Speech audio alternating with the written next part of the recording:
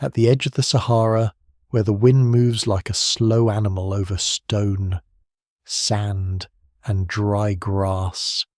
The ground still keeps the memory of an empire that was once far larger than the old maps dared to admit. It is not the kind of empire that announces itself with marble columns or broken statues staring across a ruined forum. It does not rise in the imagination as a single city, burned and abandoned in one terrible night.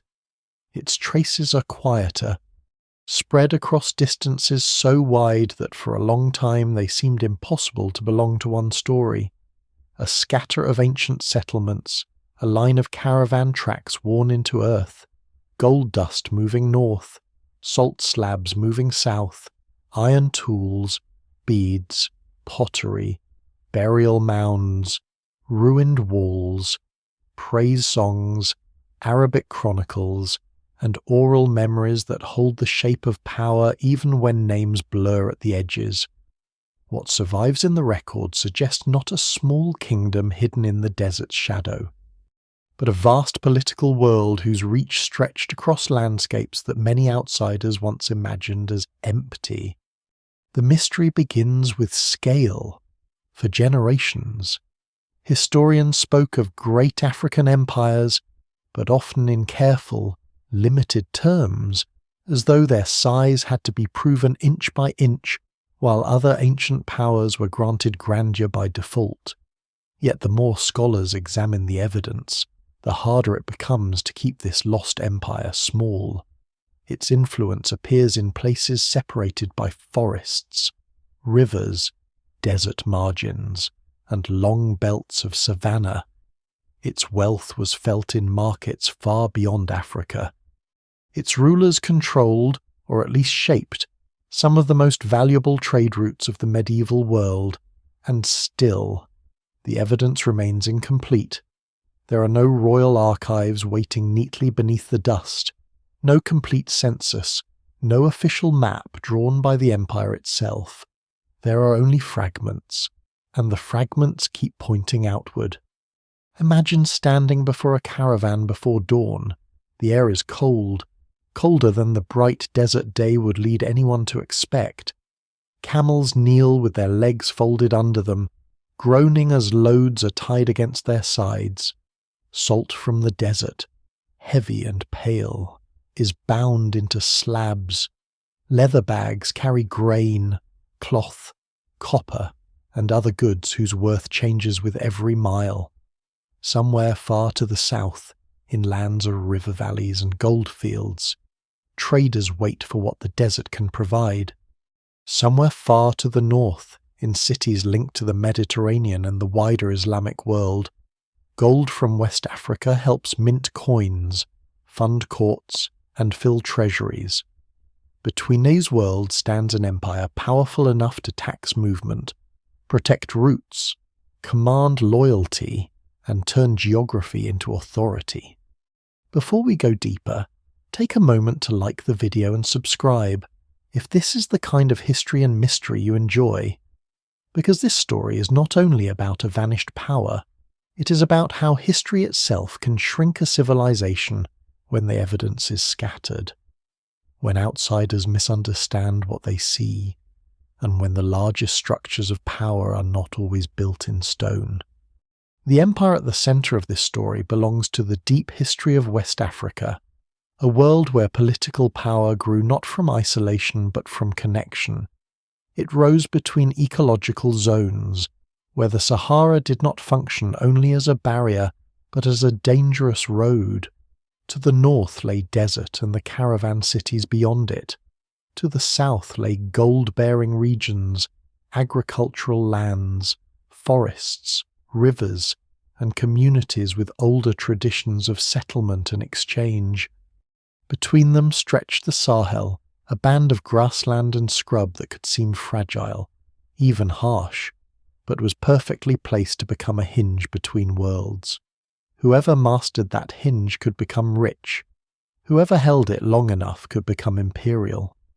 For a long time, many accounts reduced this empire to a convenient shape, a trading state, a gold kingdom, a name attached to medieval travellers' reports. But power on this scale does not come from trade alone. Trade makes wealth visible. It does not explain how authority survives across distance. Behind the caravans, there had to be farmers producing food, smiths making tools and weapons, herders moving animals across seasonal pastures, officials or local chiefs collecting tribute, soldiers enforcing claims, religious specialists giving rule a sacred form, and communities negotiating their place inside a larger order. Scholars still debate how centralized this empire really was, and how direct its control became in different regions. Yet that uncertainty makes the story more interesting, not less. An empire can be enormous without controlling every village like a modern state. It can be a web of allegiance, fear, trade, marriage, tribute, prestige, and ritual obligation. It can be strongest at the centre and hazier at the edges, while still shaping the lives of people far beyond its heartland. Part of the reason this empire was underestimated lies in the nature of its remains. In many parts of Africa, ancient cities were built with materials that weather differently from cut stone. Earth architecture can melt back into the landscape. Timber disappears. Thatched roofs leave almost nothing. Mud walls become mounds. A capital can fade into a rise in the ground, noticed by local memory but invisible to a traveller who expects ruins to look Roman, Greek, or Egyptian. Even where stone survives, it may not tell the whole story. The absence of towering ruins does not mean the absence of complexity. It may only mean that power took forms less convenient for later eyes. Another part of the misunderstanding comes from written sources. Much of what outside historians first knew about this empire came through Arabic geographers and travellers, men who wrote from particular perspectives, often relying on reports gathered along trade routes. Their accounts are precious, but they are partial. They describe kings who controlled gold, ceremonies of court, towns with Muslim merchants, and regions where older religious practices remained powerful. They sometimes marvel at wealth and order. They sometimes misunderstand what they are describing. They rarely give enough detail to draw firm borders. And so later, historians tried to reconstruct an empire from texts that were never meant to answer all the questions modern scholarship asks. Still, the old accounts contain sparks. They speak of rulers whose authority impressed foreign observers. They suggest a court wealthy enough to command attention across the Sahara. They point to trade networks so important that distant economies depended on them. Then archaeology adds another layer. Settlement surveys reveal patterns too broad to dismiss. Excavations show long histories of occupation, craft production, exchange, and social organization. Environmental studies show how changing rainfall and land use affected where people lived and how they moved. Oral traditions preserve memories of founders, migrations, battles, sacred places, and royal lines, though they must be handled carefully, because memory is not a simple recording device. It reshapes the past as it carries it forward. The surprising detail is that the empire may have been most powerful precisely because it did not resemble the imperial models people expected. It was not simply a territory coloured neatly on a map. It was a system built across movement. Its strength lived in roads, obligations, markets, and controlled access to resources. It could grow wide because it did not need to administer every corner with identical force. It could absorb difference. It could rule through intermediaries. It could let local leaders remain local, as long as wealth, loyalty, and recognition flowed in the right direction. No single explanation fully accounts for its rise, but geography, trade, military force, and cultural authority all seem to have worked together. So the lost empire is not lost because it vanished without a trace. It is lost because its traces were misread, separated, or made smaller than they were.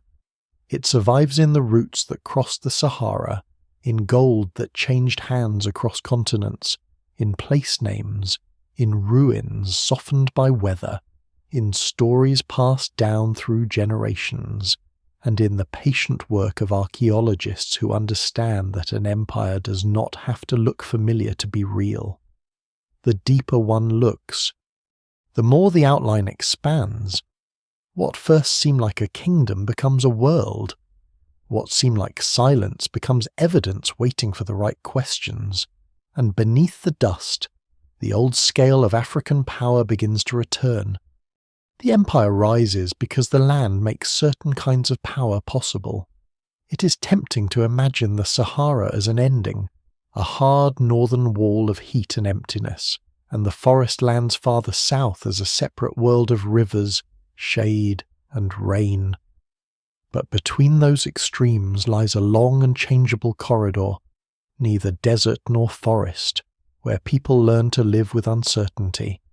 This is the Sahel, a belt of grassland, thorn scrub, seasonal streams, floodplains, and open sky. And it becomes one of the most important political landscapes in African history. It is not gentle country. Rain can be generous one year and fail the next. Pasture shifts. Wells matter. A good harvest can give way to hunger with frightening speed. Yet that same instability rewards communities that understand movement, storage, alliance, and exchange. In such a place, power does not grow only from owning land. It grows from knowing how to connect landscapes that need one another. To the north, the Sahara holds salt, copper, dates, and access to the cities of North Africa. It also holds danger. A caravan that misjudges distance or water does not merely lose profit, it can disappear. The desert is crossed by knowledge as much as by animals, and the people who know its wells, winds, and routes are as necessary as the goods themselves. To the south and southwest, lands with more reliable rainfall support farming communities, river settlements, and gold-producing regions that become legendary far beyond their own horizons. Between them, the Sahel functions like a threshold. Grain can move toward desert towns. Salt can move toward agricultural zones where people and livestock need it. Gold can move north into the wider world. Horses, cloth, books, metal goods, beads, and ideas can move south. The empire that learns to stand across this threshold gains something more valuable than a single resource. It gains the ability to regulate movement. This landscape is not empty before imperial rule. It is already alive with farmers growing millet, sorghum, rice in suitable wetlands, and other crops adapted to local conditions. It is crossed by herders whose animals follow seasonal rhythms. It contains fishing communities along rivers and floodplains, blacksmiths whose work transforms ore into tools, potters whose vessels carry both food and style, and traders whose journeys link one settlement to another long before foreign chroniclers begin writing about kings. What survives in the record suggests that the empire's rise depends on these older foundations. No ruler simply wakes one morning and commands a continent-spanning network. Authority grows where communities already know how to exchange, negotiate, and survive across ecological boundaries. The rivers matter deeply. In West Africa, water is not only a resource, it is a road, a seasonal clock, and a source of political gravity. The Niger River, with its great bends, floodplains, channels, and inland delta, creates one of the most productive environments in the region. Its floods can nourish fields and pastures. Its waters support fish, transport, and settlement. Its banks draw people together, and where people gather, rulers may gather tribute. Yet rivers also complicate control. Floods change routes. Wetlands shelter communities that are difficult to command from a distance. Boats move in ways that armies on horseback cannot always follow. Scholars still debate how directly early imperial authorities controlled the river zones. But there is little doubt that the wealth and density of life around waterways formed part of the deeper system that made large-scale power possible. Then there is gold, the metal that makes distant observers pay attention. Medieval writers often described West Africa through the glow of gold, as though the entire region were a treasury waiting at the southern edge of the known world. The reality is more complex. Gold was not usually mined in the political heart of the empire itself. It came from regions beyond or near the edges of direct royal control, especially forest margin and savanna zones where miners and traders operated within their own local worlds. That detail is important. The rulers did not need to sit directly on every goldfield to become powerful. They needed to control the channels through which gold moved. They needed to tax exchange, secure routes, command market towns, and make themselves indispensable between producers and long-distance merchants. In that sense, the empire's geography was not a passive stage. It was the machine. A lesser-known detail is that salt could be as politically important as gold. Gold dazzles outsiders because it travels far and becomes coin, ornament, and symbol. Salt is humbler, but life depends on it. In hot climates, among farming and herding populations, salt is essential for people and animals. Desert salt deposits could be cut into heavy slabs and transported south, where their value increased dramatically with distance. Control over salt routes, salt markets, and the people who moved salt helped create a rhythm of exchange that gave rulers leverage. A kingdom built only on gold might be rich but unstable. A power that controls both prestige goods and necessities has a deeper grip. Iron adds another layer, iron tools expand farming, iron weapons strengthen armies. Ironworking carries technical skill and social meaning, often surrounded by specialized knowledge and status. Across ancient and medieval West Africa, iron production appears in many places, and it supports the clearing of fields, the making of hoes and blades, and the equipping of warriors. The empire's rise cannot be separated from the people who smelt, forge, repair, and distribute iron. Their work rarely receives the same attention as kings and caravans, but without them the political world would be thinner, poorer, and more fragile. The evidence remains incomplete, especially when trying to connect particular workshops to particular rulers. But the broader pattern is clear: imperial power rests on ordinary technologies as much as luxury trade. Climate also shapes the story. The Sahel has never been fixed. Rainfall shifts over decades and centuries. Grasslands expand and contract. Margins of cultivation move. Communities adapt by relocating, diversifying crops, changing herd patterns, or deepening trade ties.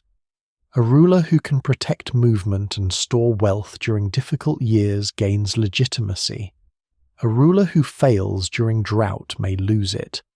No single explanation fully accounts for the empire's formation, but environmental uncertainty seems to have made political coordination valuable.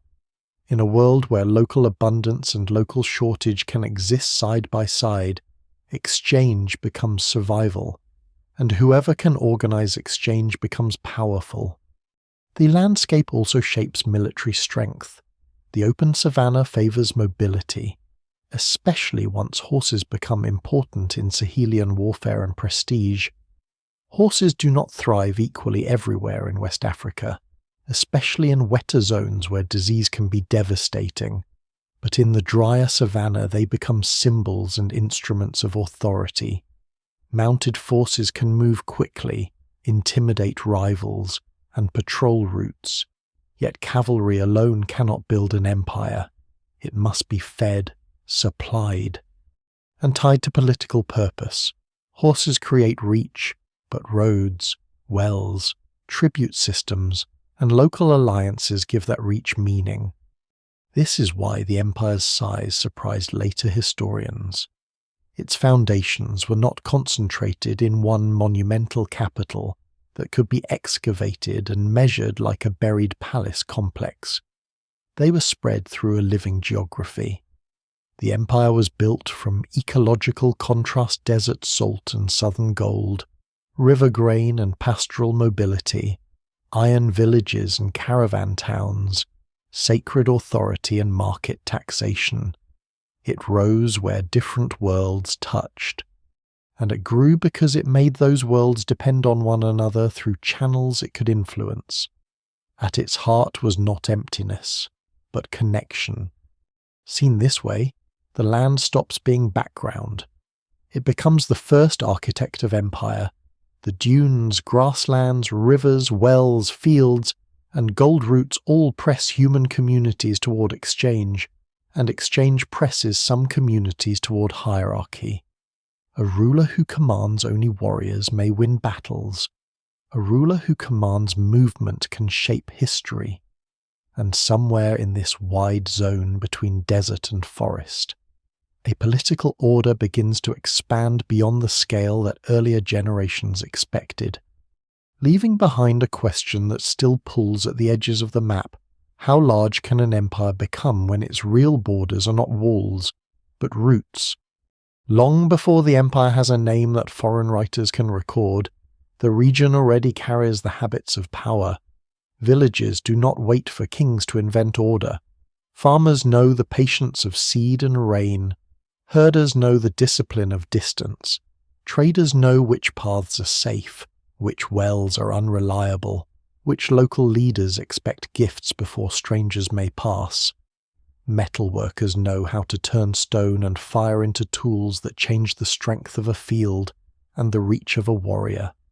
Storytellers keep memories of founders, migrations, sacred ancestors, and old agreements that bind one community to another. When the empire finally emerges into history, it does not appear from nothing. It rises from a landscape already thick with relationships. The older societies of West Africa are difficult to reconstruct in clean lines, because much of their world leaves evidence in forms that do not survive easily. Earth walls soften, wooden structures vanish, oral memory preserves meaning rather than exact dates. Archaeology reveals pottery styles, settlement layers, iron furnaces, burials, food remains, and traces of long-distance exchange. But the picture remains uneven. Scholars still debate how early certain forms of hierarchy became stable, and how much political complexity existed before the famous imperial period. Yet what survives in the record suggests that communities were already experimenting with scale. Some settlements grow larger than ordinary villages, some places become craft centres, some lie at strategic points along routes between river systems, savanna corridors, and desert edge markets. These are not yet the empire, but they are the bones from which empire can grow. One of the most important foundations is the rise of clustered settlement. In several parts of the Western Sahel, people do not simply live in isolated hamlets scattered randomly across the land. They gather in networks of communities, sometimes close enough to share fields, grazing zones, markets, ritual spaces, and defensive concerns. This pattern matters because political authority often begins where coordination becomes necessary. Fields need timing, herds need access, disputes need settlement, trade needs trust. When communities grow and interact more frequently, leaders who can mediate, protect, redistribute, or claim sacred legitimacy gain influence. Their authority may begin small, but it creates habits that later rulers can enlarge. Trade also begins before empire. The Sahara is crossed in stages long before the grand medieval caravans become famous. Early exchange likely involves smaller routes, local specialists, and gradual experimentation with animals, water sources, and goods. The introduction and wider use of the camel transforms the scale of desert travel, but the camel does not create desire for exchange by itself. It makes older possibilities larger. Once desert crossing becomes more efficient, the Sahel's position changes dramatically. Communities that had been regional intermediaries can become international gatekeepers. Goods that once moved from neighbour to neighbour can move toward North African cities and beyond. The world grows wider, and the communities closest to the roots feel that widening first. Religious life forms another foundation. Before the spread of Islam through merchants, scholars, and eventually courts, local spiritual systems already shape authority. Sacred groves, ancestral claims, ritual specialists, and ideas about the land help define who may rule and why. In many African societies, political power cannot be separated from spiritual responsibility. A ruler is not merely someone who commands force. He may be expected to maintain balance between people, ancestors, rain, fertility, and the unseen forces that give the land its order. The details vary, and the evidence remains incomplete. But this sacred dimension helps explain why later imperial kings can command loyalty in ways that are not purely military or economic. Power is persuasive when it speaks the language of the communities it governs. A surprising detail in the pre-imperial story is how much of later greatness depends on people who are almost never named. The makers of pottery, the diggers of wells, the women who process grain, the herders who guide cattle through seasonal danger, the miners working far from royal courts, the boatmen who know river channels, the smiths whose furnaces glow at night. All of them create the practical world that kings later claim. A chronicler may remember the ruler who controls gold, but gold has already passed through many hands before it reaches him. The empire's greatness begins in these unnamed systems of labour and knowledge. As trade expands, social differences likely sharpen. Some families control better land. Some lineages claim older settlement rights. Some individuals gain influence through exchange, warfare, ritual authority, or access to distant goods. Imported items can become symbols of prestige. A glass bead, a copper ornament, a fine cloth, or a horse may carry meanings far beyond its material use. Such objects tell local communities that their leaders are connected to worlds beyond the horizon. Prestige feeds authority, and authority feeds the ability to gather more prestige. It is a cycle that can become imperial when geography allows it to stretch. The empire's formation also depends on language and cultural negotiation. West Africa has always been linguistically rich, and political expansion rarely means cultural uniformity. Instead, power moves through translators, marriage ties, market customs, tribute relationships, and shared ritual forms. A ruler who can deal with difference gains more territory than one who demands sameness everywhere. This is one reason the early empire can expand across varied landscapes. It does not need every community to become identical. It needs them to recognize a hierarchy, participate in exchange, and accept the benefits or dangers of belonging to a larger order. Warfare is part of the story, though it should not be made into the whole story. Competition over routes, pasture, tribute, and access to wealth can produce violence.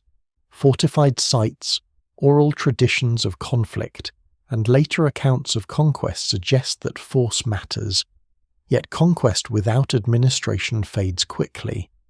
The lasting achievement is not simply defeating rivals, but turning victory into relationship. A defeated chief may become a subordinate ally.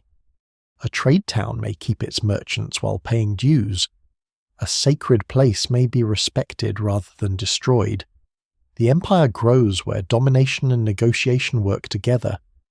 By the time foreign observers begin to describe a great power in the Western Sahel, they are seeing the visible crest of a much older wave. Behind the royal court are centuries of adaptation to rainfall, roots, iron, cattle, grain, salt, and gold. Behind the name of the empire are communities that have already learned how to live between desert and forest, scarcity and abundance, local tradition and distant exchange. No single founding moment fully explains this rise. What looks like sudden greatness from outside is usually slow preparation from within.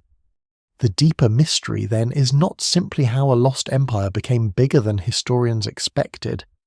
It is how long its foundations had been forming before anyone far away thought to write it down. The silence before the empire is not emptiness. It is a crowded silence, full of fields, furnaces, shrines, markets, migrations, and remembered ancestors. When the empire finally steps into the light of recorded history, it carries all of that with it, and its size begins to make sense. A world so deeply prepared does not need to imitate other civilizations.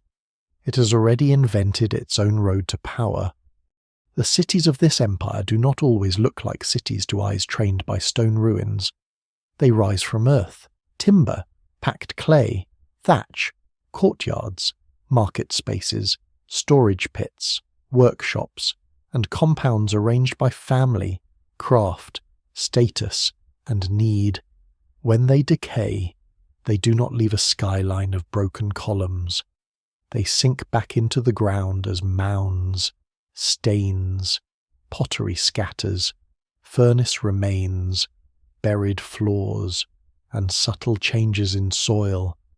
A settlement that once held thousands of lives may become a low swelling in the landscape, passed by herders, farmers, and travellers who know the place has a story even when the surface seems almost silent. This is one reason the empire's scale remained hidden for so long. Its cities did not vanish because they were imaginary. They vanished because they were made from materials that returned quietly to the land. Archaeology has been essential in reopening these silent places. Excavators do not uncover the past as a complete picture. They find fragments and then ask how those fragments fit together. A line of post holes may suggest a wall, a concentration of slag may mark ironworking. Layers of ash may show cooking, burning, industry, or destruction, depending on context. Imported beads may reveal contact with distant markets. Local pottery styles may show continuity, migration, or exchange. Animal bones can point toward diet and herding patterns. Plant remains can reveal millet, sorghum, rice, or gathered foods. No single object proves an empire, but patterns across many sites can reveal a world more organized and more densely connected than older accounts assumed. Urban life in the Western Sahel often grows differently from the walled capitals imagined in other imperial traditions. A city may not be a single compact block. It may be a cluster of neighborhoods, satellite settlements, ritual areas, cemeteries, workshops, and markets spread across a broad zone. Power may be centered in a royal compound or sacred district, while merchants, craft specialists, farmers, and foreign residents occupy different quarters. Some towns may pulse seasonally, swelling when caravans arrive or when markets intensify. Others may remain active year-round because they sit near rivers, farming land, or strategic crossings. Scholars still debate the exact population and layout of several major sites, but the evidence suggests that urbanism here is not an imitation of Mediterranean or Middle Eastern models. It is adapted to Sahelian life. One of the most intriguing features is the relationship between royal towns and merchant towns. In some accounts of West African empires, Muslim traders and scholars live in districts connected to, but distinct from, the ruler's court. This separation is sometimes described as two towns standing near one another, one associated with royal ritual and older religious practices, the other with trade, literacy, and Islam. The details are debated, and the written sources are not always easy to match with archaeological sites. But the idea reveals something important. Imperial cities could hold multiple worlds at once. A ruler might welcome foreign merchants for their wealth and connections while maintaining local sacred authority rooted in older traditions. The city becomes a place where difference is managed rather than erased. Markets form the beating heart of these settlements. Imagine the dust of a market day rising under many feet. Grain arrives in baskets. Salt is broken and measured. Iron tools are inspected by touch. Leatherwork, cloth, pottery, beads, livestock, fish, and cola or other forest goods pass from hand to hand. Some trade is local and ordinary, the business of survival. Some reaches across astonishing distances. A merchant may never see the goldfield where his gold began, or the North African city where it will end, but the town links him into a chain that crosses ecological worlds.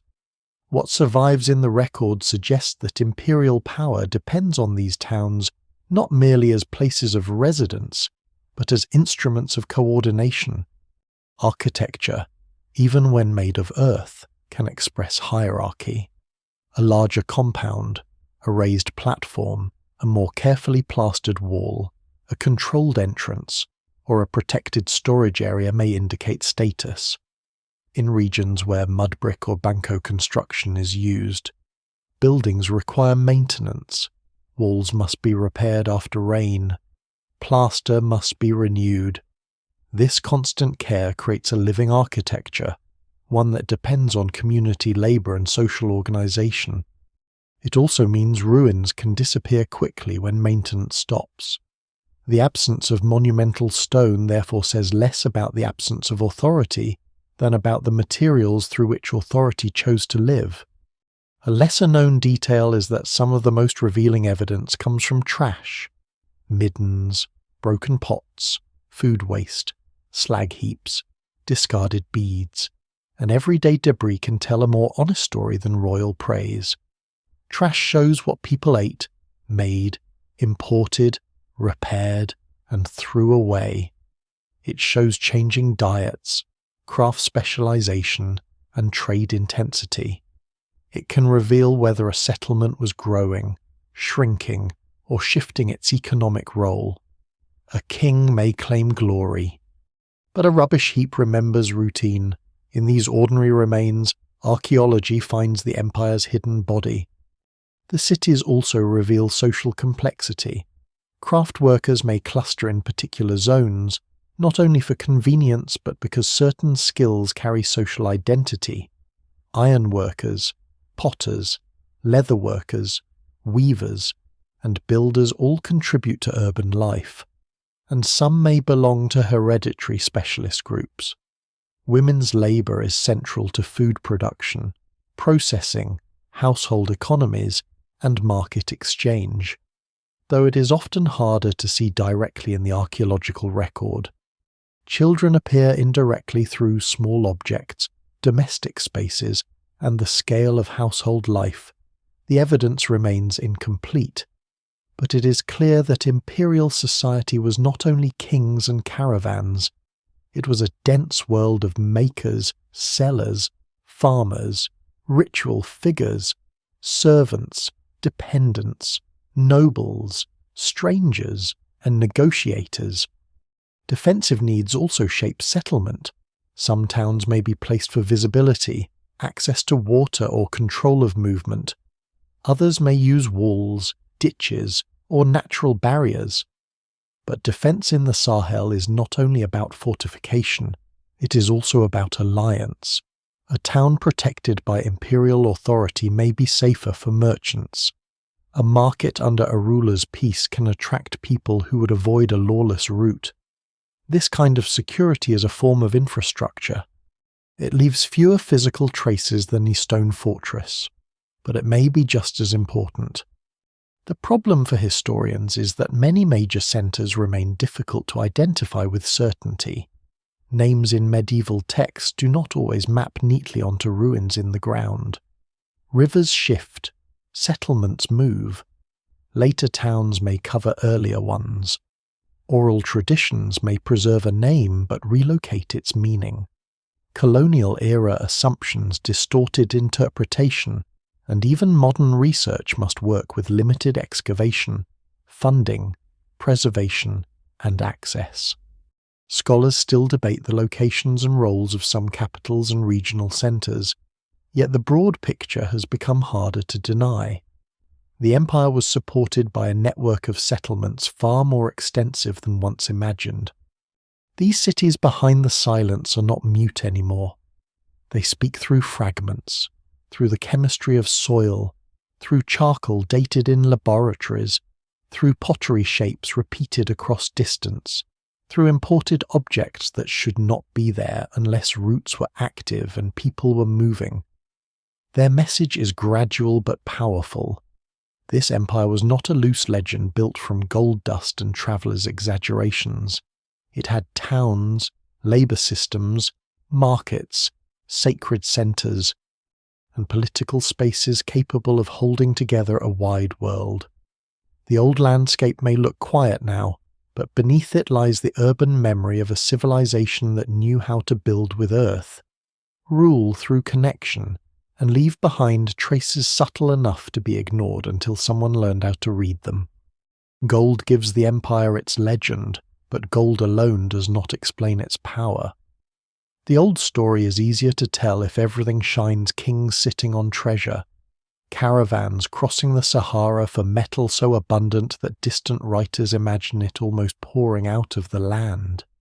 Yet wealth that lasts for generations is rarely built from one substance. The empire grows because several kinds of value meet under its influence, and each one strengthens the others. Gold brings prestige and long-distance demand. Salt brings necessity. Iron brings production and force. Roads bring them all together. A ruler who can touch each part of that system does not merely become rich, he becomes difficult to bypass. The gold itself begins far from many royal centres, in regions where miners work riverbeds, lateritic soils, and hidden deposits known through local knowledge rather than imperial survey. The exact organisation of early gold production remains debated, because mining communities often leave fewer grand traces than the markets that profit from them. What survives in the record suggests that rulers did not always control the goldfields directly. In some cases, they controlled access, taxation, and exchange. That distinction matters. The empire's genius may have been less about owning every source than about positioning itself between the source and the world that desired it. Gold could move only through people, paths, markets, and agreements, and those were things power could seize, protect, or tax. To the north, gold entered a world hungry for currency and luxury. Across North Africa and the Mediterranean, economies needed reliable supplies of precious metal. West African gold helped feed that demand. Passing through desert towns, merchant networks, and Islamic commercial systems whose reach extended far beyond the Sahara. A small quantity of dust gathered in a pouch might eventually become coin, jewellery, royal gift, or sacred ornament in places the miner would never see. This distance created mystery, and mystery inflated reputation. Distant observers rarely understood the full chain of production, but they understood that the rulers of the Sahel stood near the crucial middle of it. Salt moved in the opposite direction and carried a different kind of power. In desert regions, salt could be mined or quarried in large slabs, then loaded onto camels and sent southward across brutal distances. The farther it travelled from its source, the more valuable it became. For people living in hot climates, for farmers, herders, and animals, salt was not decoration. It was survival. It preserved food, supported health, and sustained livestock. A gold trader might dream of profit, but a community without salt faced a more immediate problem. This made salt routes politically sensitive. Whoever controlled the flow of salt could influence everyday life across wide regions. There is quiet irony here. Modern imagination often remembers the golden side of the empire because gold dazzles the mind. But the empire may have held together just as much through the dull weight of salt. Slabs of it were heavy, pale, awkward, and essential. A caravan carrying salt did not look like a treasure convoy in the usual sense, but it represented life moving through the desert. Taxing that movement gave rulers steady revenue. Protecting it gave them legitimacy. Disrupting it could damage enemies. Gold made the empire famous, salt made it necessary. Iron worked more locally but no less deeply. Iron hoes increased agricultural productivity. Iron blades cleared land, harvested crops, and equipped warriors. Iron spearheads, knives, and arrowheads changed the balance of conflict. Iron tools allowed communities to expand cultivation in suitable zones, support larger populations, and produce the surplus that markets required. Smiths were not simply technicians. In many West African societies, they occupied specialized social positions, sometimes respected, sometimes feared, often associated with transformative knowledge because they mastered fire, earth, air, and metal. The evidence remains incomplete when tracing exact relationships between smithing communities and imperial authorities. But no large political order could ignore those who made the tools of food and war. Roads are the invisible architecture that binds these resources into empire. Some are not roads in the paved sense. They are tracks, corridors, remembered paths, river routes, seasonal passages, chains of wells, and safe stopping places. Their power lies in repetition.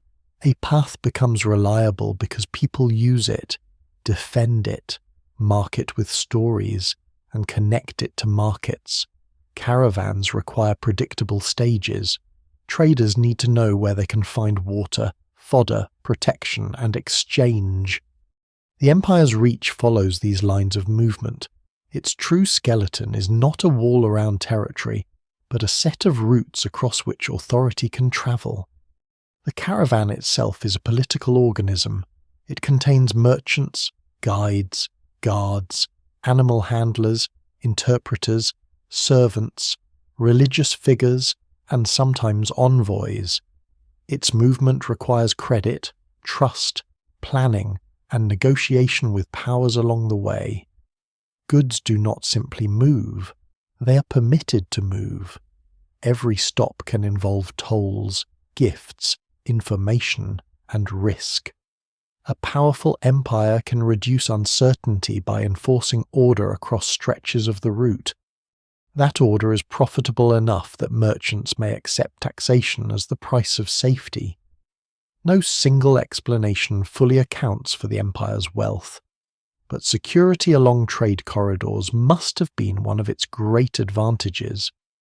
A lesser-known detail is that trade was not only international.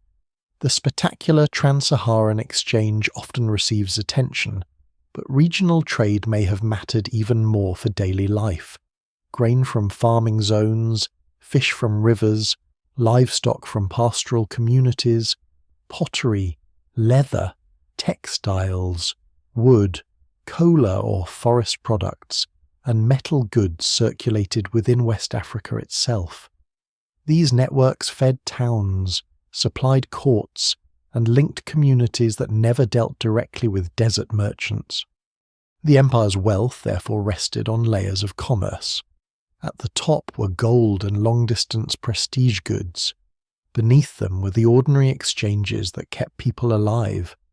Markets turned those layers into political opportunity. A ruler who could designate, protect, or tax markets gained more than revenue. He gained information. Markets reveal who is producing, who is moving, who is prospering, who is discontented, and who has arrived from far away. They are listening posts as much as trading places. News travels with salt and grain. Rumours travel with camels. A court connected to markets can sense the wider world, though never perfectly. Scholars still debate how formalised taxation and administration were in different periods, but the basic logic is clear control over exchange allows power to see farther. This economic system also explains why the empire could seem larger than its direct military occupation. A village far from the capital might never see the king, but if its goods moved through markets under imperial protection, if its leaders paid tribute, if its merchants used routes secured by royal authority, and if its prestige depended partly on access to imperial exchange, then it lived within the empire's shadow. Influence does not always require permanent garrisons. Sometimes it travels as obligationary habit and fear of exclusion. To be cut off from roots could be as damaging as defeat in battle. Yet wealth also creates vulnerability. Roots can shift, minds can decline or move beyond control. Rival powers can capture market towns. Drought can reduce surplus. Conflict can make roads unsafe. The very system that makes the empire rich also ties it to forces no ruler fully commands. Gold depends on miners and distant demand. Salt depends on desert access. Iron depends on production networks. Roads depend on peace. The empire is powerful because it sits at the centre of exchange. But that centre must be maintained constantly. For now, though, at the height of its strength, the system works. Gold dust moves north, salt moves south, iron feeds fields and armies, roads carry merchants, pilgrims, envoys, stories, and ambitions. The empire becomes not a single treasure chest, but a vast mechanism of circulation. Its greatness lies in flow, and once that becomes clear, the old underestimation begins to look less like caution and more like a failure of imagination. Historians were not dealing with a small kingdom made wealthy by one lucky resource. They were dealing with a civilization that understood the politics of movement across one of the most demanding landscapes on Earth. A ruler who claims authority over a wide Sahelian empire faces a problem that every large power in history must confront, though here it takes a particular shape. Distance is stubborn. A command spoken in a royal court does not automatically cross grassland, river, forest edge, and desert road. A king may possess wealth, horses, guards, ritual prestige, and the fear of his name, but none of that matters unless people far away behave as though his authority is real. The empire's size, once underestimated, becomes more understandable when power is seen not as a solid block of territory, but as a series of relationships stretched across space. Kingship has to travel. At the centre stands the court, the visible heart of authority. It is a place of ceremony, judgment, tribute, and display. The ruler's body is not merely private, it is political.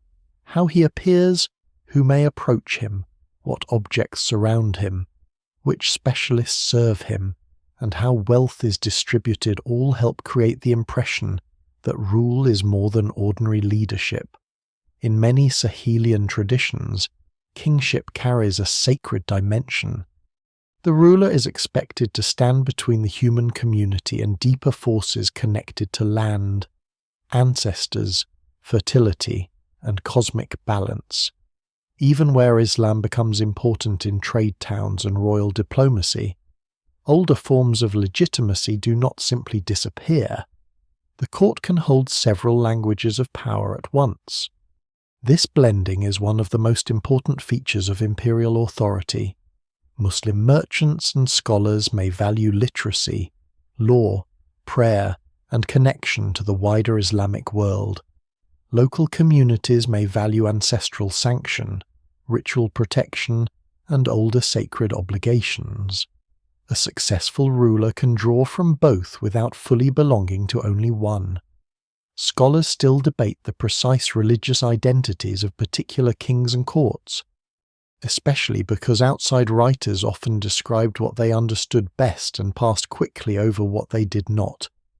Yet what survives in the record suggests a flexible political world. The king could be a patron of commerce connected to Islamic networks, while also remaining the guardian of local sacred kingship. Tribute turns recognition into substance. Subordinate rulers, towns, and communities send goods to the center: gold, livestock, grain, cloth, slaves, salt, iron products, or other valuables depending on region and obligation. Tribute is not only taxation, it is performance. It says that the giver acknowledges a hierarchy, and that the receiver has the right to stand above others. When tribute arrives at court, it can be redistributed to soldiers, nobles, officials, religious figures, guests, and allies. This redistribution strengthens loyalty. Wealth that merely sits in storage inspires envy. Wealth that flows outward binds people to the ruler. No single explanation fully accounts for the endurance of such authority. But the circulation of gifts and obligations is clearly central. Military power gives the system teeth. The empire needs warriors to protect trade routes, punish rebellion, intimidate rivals, and defend market centers. In the savannah, mounted forces can be especially effective, and horses become symbols of elite status as well as instruments of war. Yet horses require care, food, and suitable environments. They are expensive to maintain and vulnerable in some ecological zones. This means cavalry power is both impressive and limited. Armies can project authority, but they cannot be everywhere. The empire therefore relies on a mixture of direct force and delegated control. Local chiefs, allied rulers, and tribute-paying communities help carry imperial authority into places the king's own soldiers cannot constantly occupy. A surprising detail is that the empire's apparent looseness may have been one of its strengths. Modern observers often expect an empire to have fixed borders, uniform law, and officials stationed everywhere. But in this world, such rigidity would have been difficult and perhaps unnecessary. The empire can be stronger as a layered system. Near the center, royal control may be direct and intense. Along key routes and market towns, it may be administrative, commercial, and military. Farther out, it may become diplomatic, tributary, or symbolic. Some regions may belong firmly in one generation and only loosely in another. This does not make the empire unreal. It makes it adaptable. Authority also travels through people. Envoys carry messages. Traders carry news of royal policy and royal anger. Religious specialists and scholars move between courts and towns. Marriage alliances connect families across distance. Hostages or fostered children may ensure loyalty, though the exact practices vary and the evidence remains incomplete. Captives taken in war can be incorporated into households, armies, labor systems, or exchange networks. Migrants bring skills and obligations. Every moving person can become a thread in the imperial fabric. Law and judgment matter as well. A ruler who can settle disputes attracts dependents.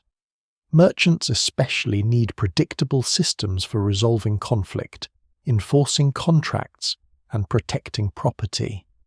In towns influenced by Islam, written law and learned judges may play roles, while elsewhere customary authority and royal judgment remain powerful. These systems likely coexisted and overlapped. The important point is not that law was uniform everywhere, but that the empire provided frameworks of order useful enough for people to accept its claims. The evidence remains incomplete, but the growth of trade towns strongly suggests that some level of trusted regulation existed. Ritual display makes power memorable. A king who rarely appears may become more awe-inspiring, not less. Controlled access can turn distance into mystery. Ceremonies involving drums, regalia, gold ornaments, special clothing, weapons, parasols, sacred objects, or carefully ranked attendants create a visual language of hierarchy. Foreign observers sometimes found such ceremonies strange, but their strangeness in the written record is a clue to their force. They were designed to impress people who already knew how to read them. The court was theatre in the older, serious sense, a place where society saw its order enacted. The empire's rulers also had to manage merchants carefully.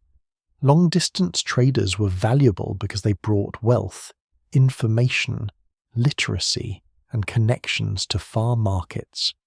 But they were also potentially dangerous because their loyalties could extend beyond the king's domain.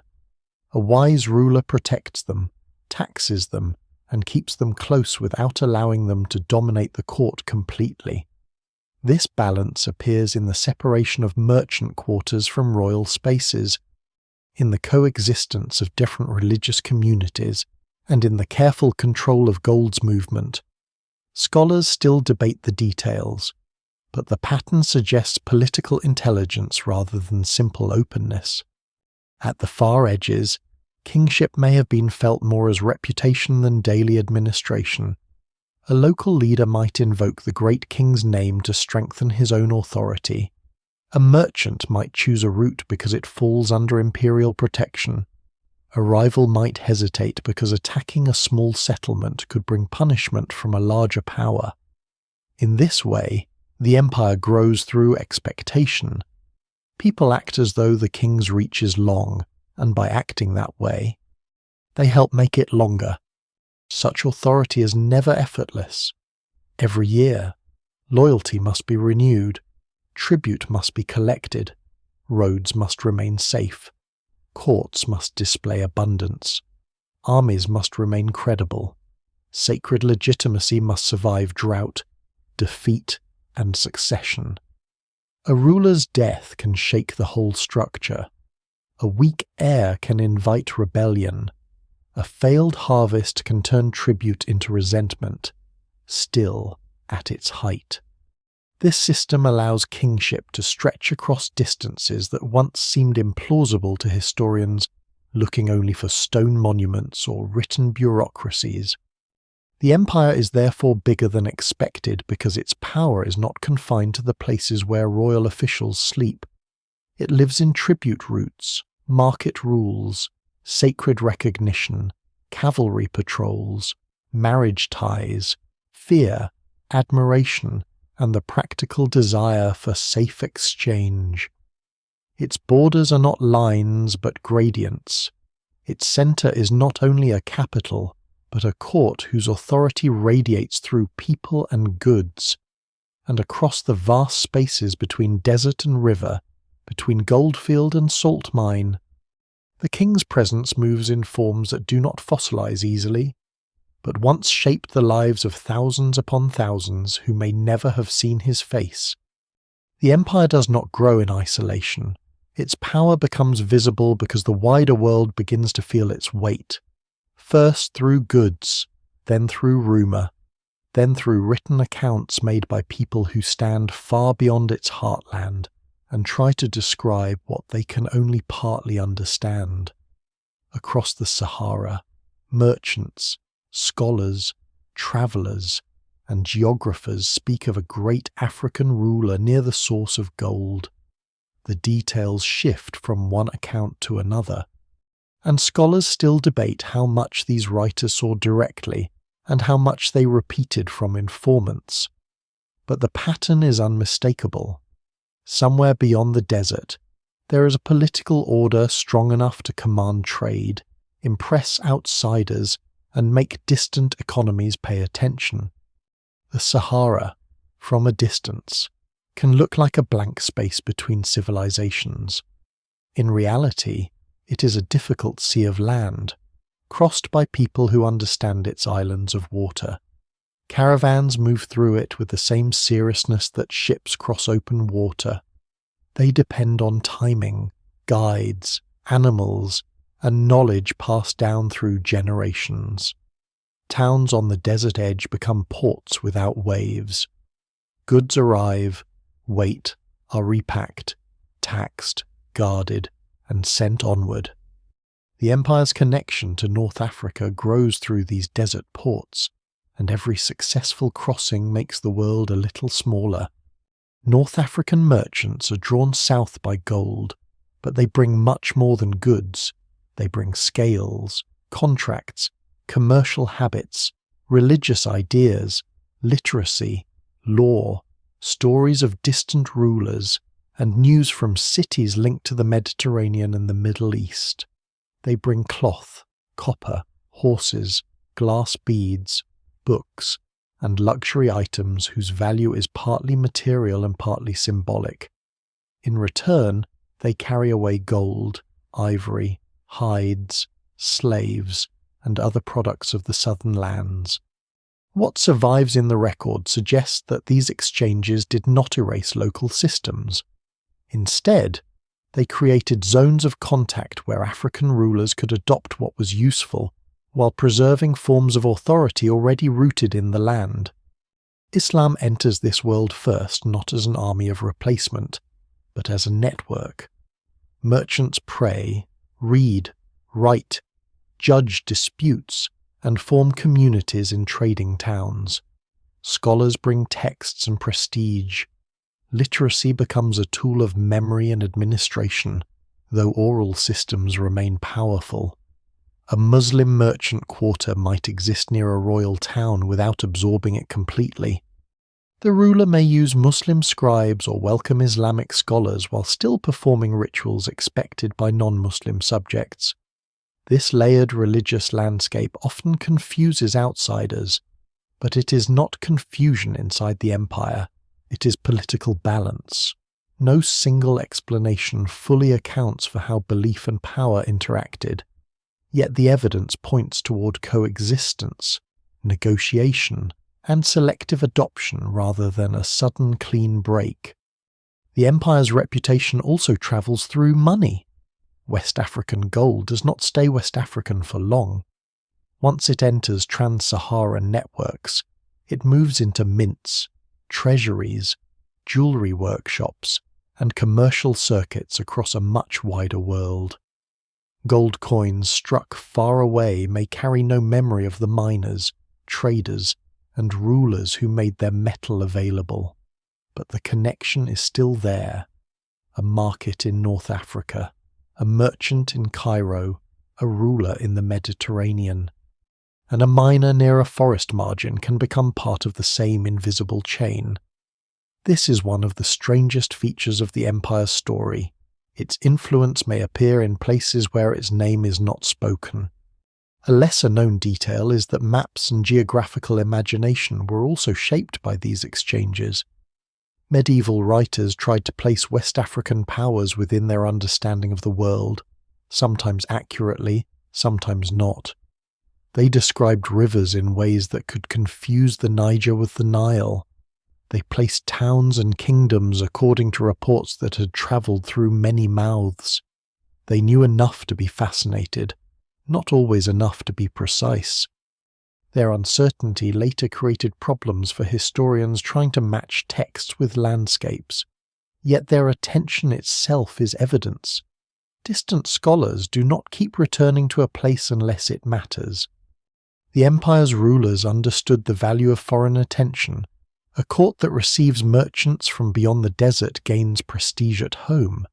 Imported cloth, metal goods, books, beads, and horses can be displayed as signs that the king commands access to the world beyond the horizon. A ruler who controls foreign trade does not merely enrich himself, he proves that his authority reaches into realms ordinary people cannot easily touch. In societies where distance carries power, the ability to draw distant things inward becomes a form of kingship. But contact also introduces tension. Foreign merchants may bring wealth, but they also bring alternative loyalties. Islamic law and literacy can strengthen trade, but they can also create communities whose authority does not depend entirely on the king. Imported horses can strengthen armies, but they require supply networks and can shift military expectations. Demand for gold can enrich the empire, but it can also pull local economies toward external markets. The evidence remains incomplete. Yet it is clear that the empire's connection to the wider world was never a simple blessing. It was a source of strength and a source of pressure. Coastal networks, though less central in the earliest phase than trans-Saharan routes, also belong to the broader story of African connectedness.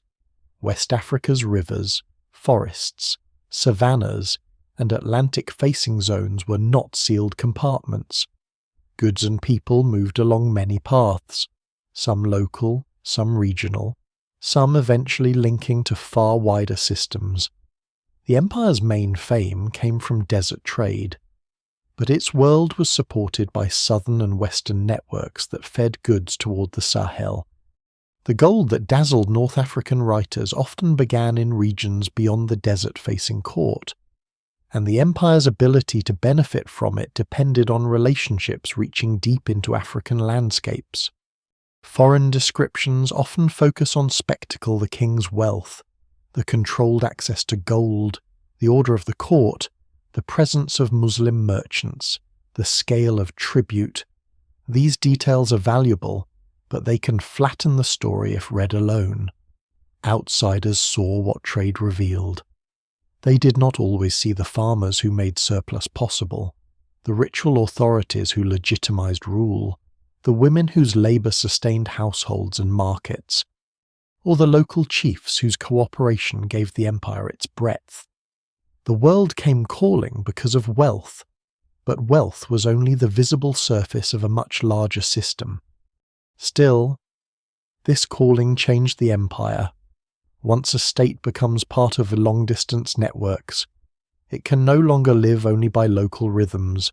Drought in one region, war along a route, political change in North Africa, or shifting demand abroad can affect life far away in the Sahel. News travels with caravans, so do diseases, fashions, technologies, religious arguments, and ambitions. The empire becomes a participant in a medieval world system, not an isolated curiosity at its edge. That realization is one of the reasons historians have had to enlarge the map. The old image of Africa as peripheral collapses under the weight of the evidence. This empire was not waiting outside history. It was helping make history across continents. Its gold moved economies. Its markets drew merchants. Its rulers negotiated difference. Its trade routes stitched desert and savanna into a single political imagination. And as the wider world leaned toward it, the empire became both more powerful and more exposed. The same roads that carried wealth also carried change. And change, once it enters an empire, rarely remains obedient. The empire was hidden partly because it was too large in the wrong way. Later historians look for borders, capitals, monuments, royal lists, and administrative records that would make it easier to measure, and the evidence offered something stranger influence scattered across routes, settlements, tribute zones, trading corridors, and memories that did not line up neatly on a modern map. It was not invisible, but it resisted the kind of visibility that outsiders trusted. The result was a quiet shrinking. Where the sources were vague, scholars often chose caution. Where ruins were subtle, observers assumed simplicity. Where political control was indirect, they mistook it for weakness. And so, an empire that may have shaped enormous regions of West Africa was often reduced to a smaller, safer outline. The first problem is the map itself. Medieval African empires did not draw borders the way modern states do. Their power thickened near the centre and thinned toward the edges. A market town might be firmly under royal taxation. A mining region might be linked through tribute but not directly governed.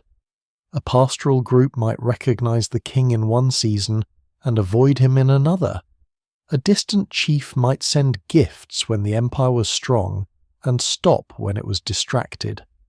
This kind of political geography is difficult to colour in, yet it is not vague to the people living inside it. They know who must be paid, who must be feared, whose protection matters, whose envoys cannot be ignored. The second problem is the capital.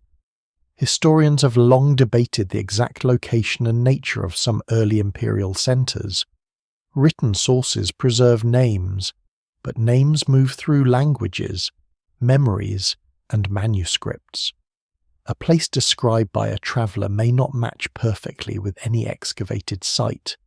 A royal town may have shifted over time. A later settlement may cover an earlier one.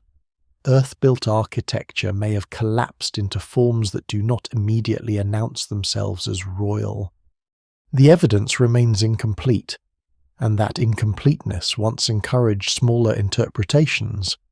But uncertainty over a capital does not mean uncertainty over the empire's existence. It means the empire was more complex than a single dot. The third problem is that the strongest evidence lies in patterns rather than spectacles. One site alone can be dismissed as a town. One imported bead can be dismissed as curiosity. One old text can be dismissed as exaggeration. But when settlements, trade goods, environmental data, oral traditions, and foreign accounts all point toward wide networks of authority and exchange, the pattern becomes harder to ignore. What survives in the record suggests that power extended through systems. Not just monuments. The empire's scale emerges slowly, like a shape seen through dust. A surprising detail is that some older misunderstandings were encouraged by expectations about what civilization should leave behind. If greatness meant stone temples, formal inscriptions, and centralized archives, then many African polities appeared smaller than they were. But this expectation says more about the observer than the past. In the Sahel, political intelligence could be built from mobility, controlled exchange, sacred kingship, and negotiated autonomy. A state could be large without being bureaucratic in a familiar way. It could be wealthy without covering the land in stone. It could be urban without resembling the cities of Rome or Baghdad. Once those assumptions loosen, the empire expands before the eyes. The hidden scale also appears in trade mathematics.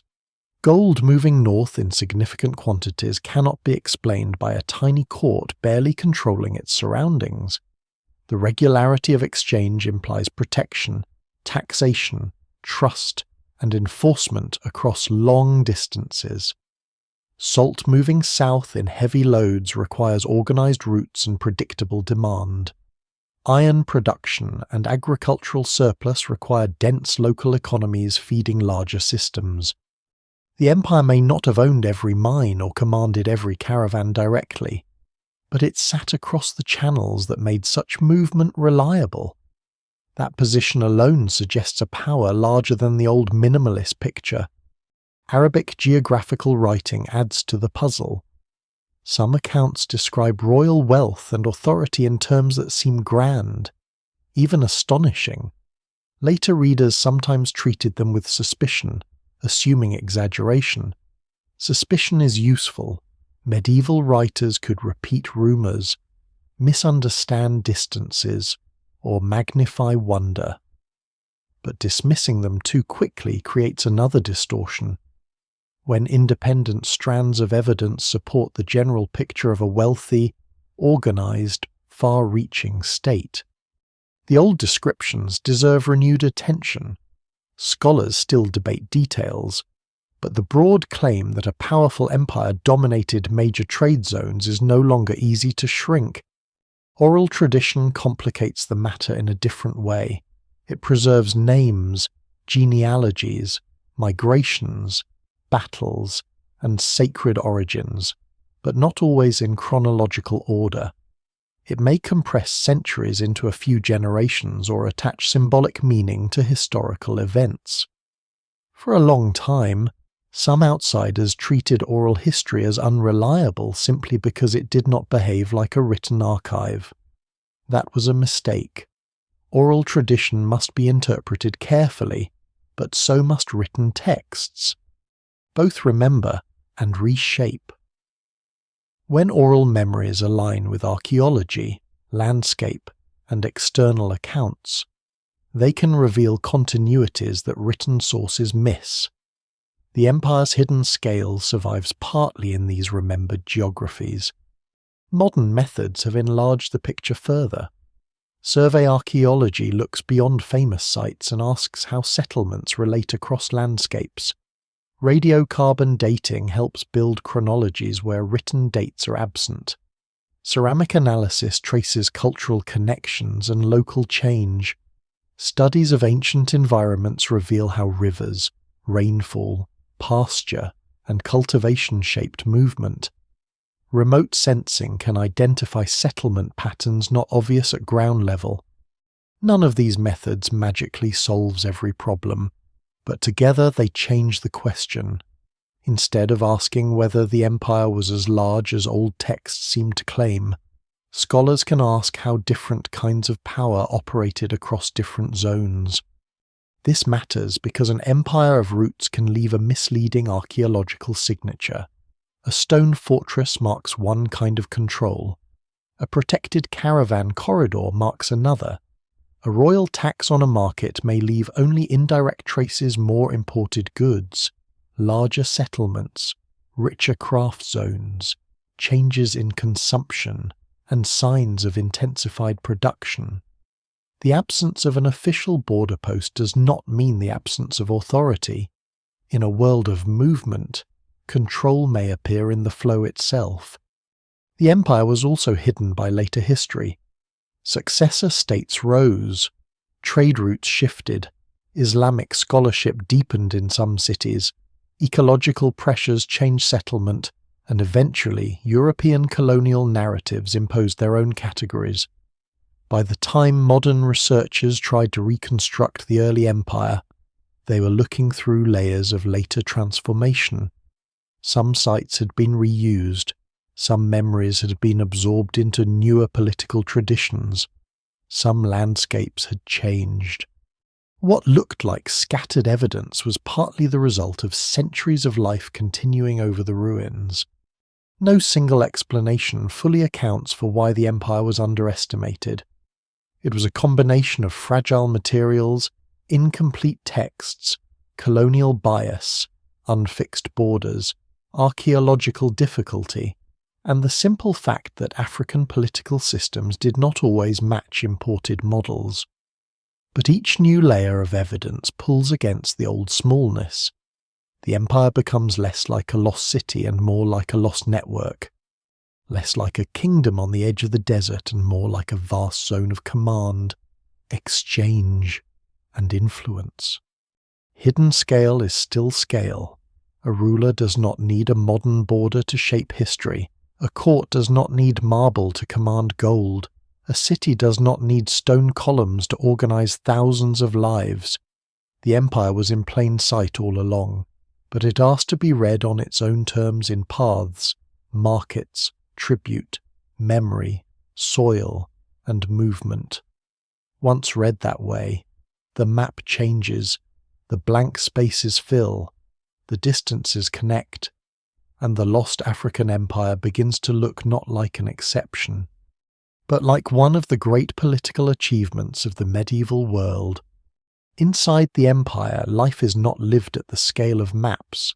It is lived in compounds before sunrise, in fields where the first light touches millet stalks, in courtyards where grain is pounded, in workshops where iron glows, in markets where salt is weighed and cloth is unfolded, in river settlements where fish dry in the heat, and in small decisions repeated so often that they become the hidden machinery of civilization. The empire may be remembered through kings, gold, and caravans, but most people encounter it through obligations closer to the ground: tribute owed after harvest, tolls paid on a route, protection expected from a local chief, rumours of royal judgment, or the arrival of merchants carrying goods from places no one in the village has seen. Farming is the base beneath nearly everything. In the Sahel and nearby zones, people grow crops adapted to heat, variable rainfall, and difficult soils. Millet and sorghum are especially important because they can survive where more delicate grains fail. In wetter areas and along river systems, rice and other crops may support denser settlement. Fields are not just food sources, they are political facts. A ruler who claims tribute depends on harvests he does not plant. A town that feeds merchants depends on farmers beyond its walls. An army on the move depends on stored grain, livestock, and communities able or compelled to supply them. What survives in the record suggests that imperial wealth rests not only on gold moving outward, but on food moving inward. Household labour gives this world its daily rhythm. Women are central to processing grain, preparing food, managing domestic economies, raising children, producing and trading goods in local markets, and sustaining kinship networks that bind communities together. Their work is often harder to see in written sources because foreign chroniclers cared more about courts and commerce. But archaeology, in comparison with later documented societies, make their importance impossible to ignore. The evidence remains incomplete, especially for reconstructing individual lives. Yet no serious picture of the empire can exist without the labour of women at its centre. Civilization survives because someone pounds the grain before the king receives tribute. Craft production adds another layer of complexity. Potters shape vessels for cooking, storage, brewing, trade, and ritual use. Weavers produce cloth that can serve as clothing, currency, gift, and status marker. Leather workers make sandals, bags, shields, and harnesses. Smiths produce tools and weapons, and their role may carry spiritual and social weight beyond simple manufacturing. In many West African traditions, the smith is a figure of transformation, someone who changes the nature of matter through fire. Scholars still debate how far later social patterns can be projected into earlier imperial periods, but the deep respect for specialized craft knowledge likely has old roots. Religion shapes the inner life of the empire in ways that do not fit a simple before and after story. Islam spreads through trade, scholarship, and contact with North Africa, especially in towns and among merchants. But older religious systems remain powerful across many communities. Ancestors, sacred places, ritual specialists, protective forces, and ceremonies tied to fertility, rain, healing, and kingship continue to matter. The court may welcome Muslim scribes while maintaining rituals that foreign Muslim observers find strange or troubling. Ordinary people may live within overlapping worlds of belief, adopting some new practices while preserving older obligations. No single explanation fully accounts for this religious landscape, because it is not one thing. It is a layered system of belonging. Language and identity are equally layered. The empire likely contains many groups with different speech, customs, and local histories. Some identify strongly with lineage, clan, occupation, town, or region, rather than with an abstract imperial identity. To live inside the empire does not necessarily mean thinking of oneself first as a subject of a distant king. It may mean knowing that one's local ruler owes tribute, that merchants travel under imperial protection, that certain goods are taxed, or that the Great Court can intervene if power shifts. This is how large empires often work before modern nationalism. They do not require everyone to imagine the same community. They require people to participate in the same order. A lesser-known detail is that children's lives, though almost invisible in the grand narrative, would have been deeply shaped by empire. A child born near a trade route might grow up hearing multiple languages in the market. A child in a smithing family might learn the rhythms of furnace work early. A child in a farming household might know hunger during weak rains and abundance after good floods. Some children might be taken as dependents, captives, apprentices, or fostered members of another household, practices that could build alliances but also reflect inequality. The evidence remains fragmentary. Yet these young lives are where empire becomes future memory. Social hierarchy is present everywhere, though not always in forms easy to measure. There are rulers and royal families, nobles and warriors, merchants and scholars, craft specialists, farmers, herders, servants, captives, and enslaved people. Slavery existed in many pre-modern societies, including West African ones, and could take varied forms, from domestic servitude to military incorporation to trade in human beings.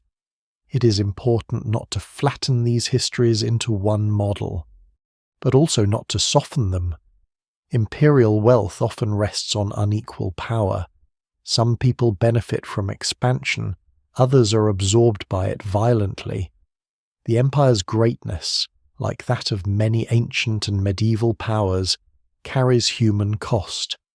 Markets bring these differences into contact. A local market might feel ordinary, even intimate, but it is also where the empire's wider structure becomes visible.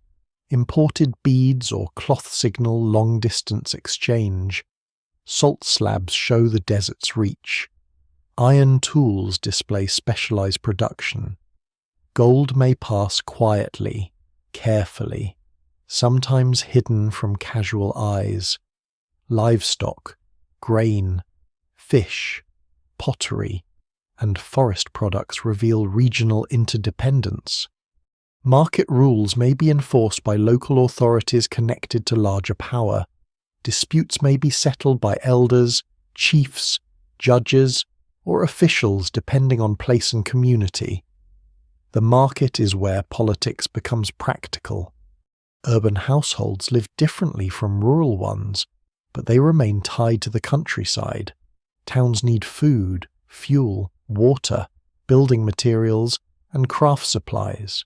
Rural people need tools, salt, protection, and access to exchange.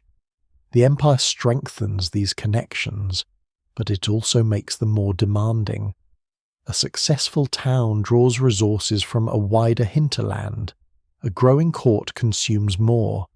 Soldiers, merchants, and specialists must be fed. Prosperity can bring pressure. A larger empire may offer security and opportunity while also increasing extraction from those least able to resist. And still, life is not only burden. There is music, ceremony, storytelling, marriage, feasting, mourning, joking, ornament, and pride in skill. People decorate pottery, braid hair, dye cloth, polish metal, and mark status through objects and gestures. Oral poets and specialists preserve genealogies and heroic memory, turning politics into performance. Festivals may renew bonds between living people, ancestors, and land. Even in a world shaped by tribute and hierarchy, people create beauty. That beauty rarely survives as fully as gold in a foreign treasury, but it is part of what made the empire human. The empire's ordinary life reveals why its scale mattered. A vast political system is not only a ruler's reach, it is a set of changed possibilities. More goods move, more strangers arrive, more communities become dependent on distant events. More people are drawn into markets, wars, alliances, and obligations. The empire becomes a weather system over human life, sometimes protective, sometimes violent, often simply present. What once seemed like a lost kingdom of gold becomes something deeper, a civilization of fields, furnaces, households, prayers, roads, and markets, held together by countless people whose names are gone, but whose work made the empire possible. At the edges of the empire, certainty begins to blur. The centre may speak as though authority reaches everywhere, but frontiers rarely obey clean language. They are not simple borders where one world ends and another begins. They are wide, shifting zones of contact, negotiation, fear, opportunity, and misunderstanding. Here, imperial power becomes less like a command and more like a pressure in the air. A community may pay tribute but keep its own leaders. A mining region may trade through imperial markets while resisting direct control. A pastoral group may accept royal protection during one season and drift beyond reach in another. The empire is real, but its edges breathe. These frontier zones are essential to understanding why the empire was larger than historians once expected. If size is measured only by permanent occupation, the map shrinks. If it is measured by influence, dependence, tribute, trade control, and political recognition, the map expands dramatically. Power in the Sahel often works through gradients. Near the court, it may be dense and ceremonial. Along the main trade corridors, it may be practical and economic. In outer regions, it may appear as a demand for goods, a threat of military response, a marriage alliance, or the prestige of being linked to the great king.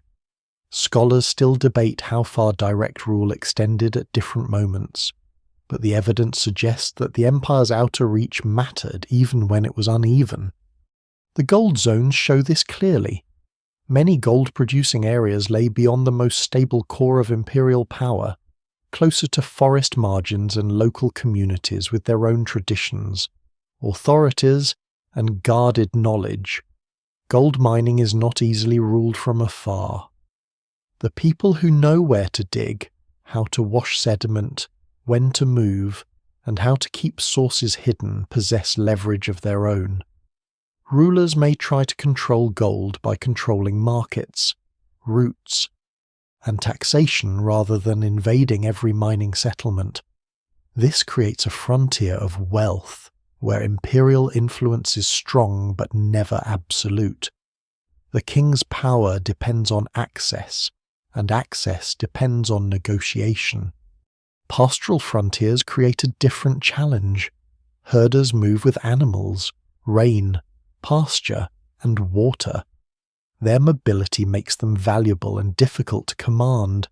They provide livestock, transport knowledge, military skill, and connections across open country.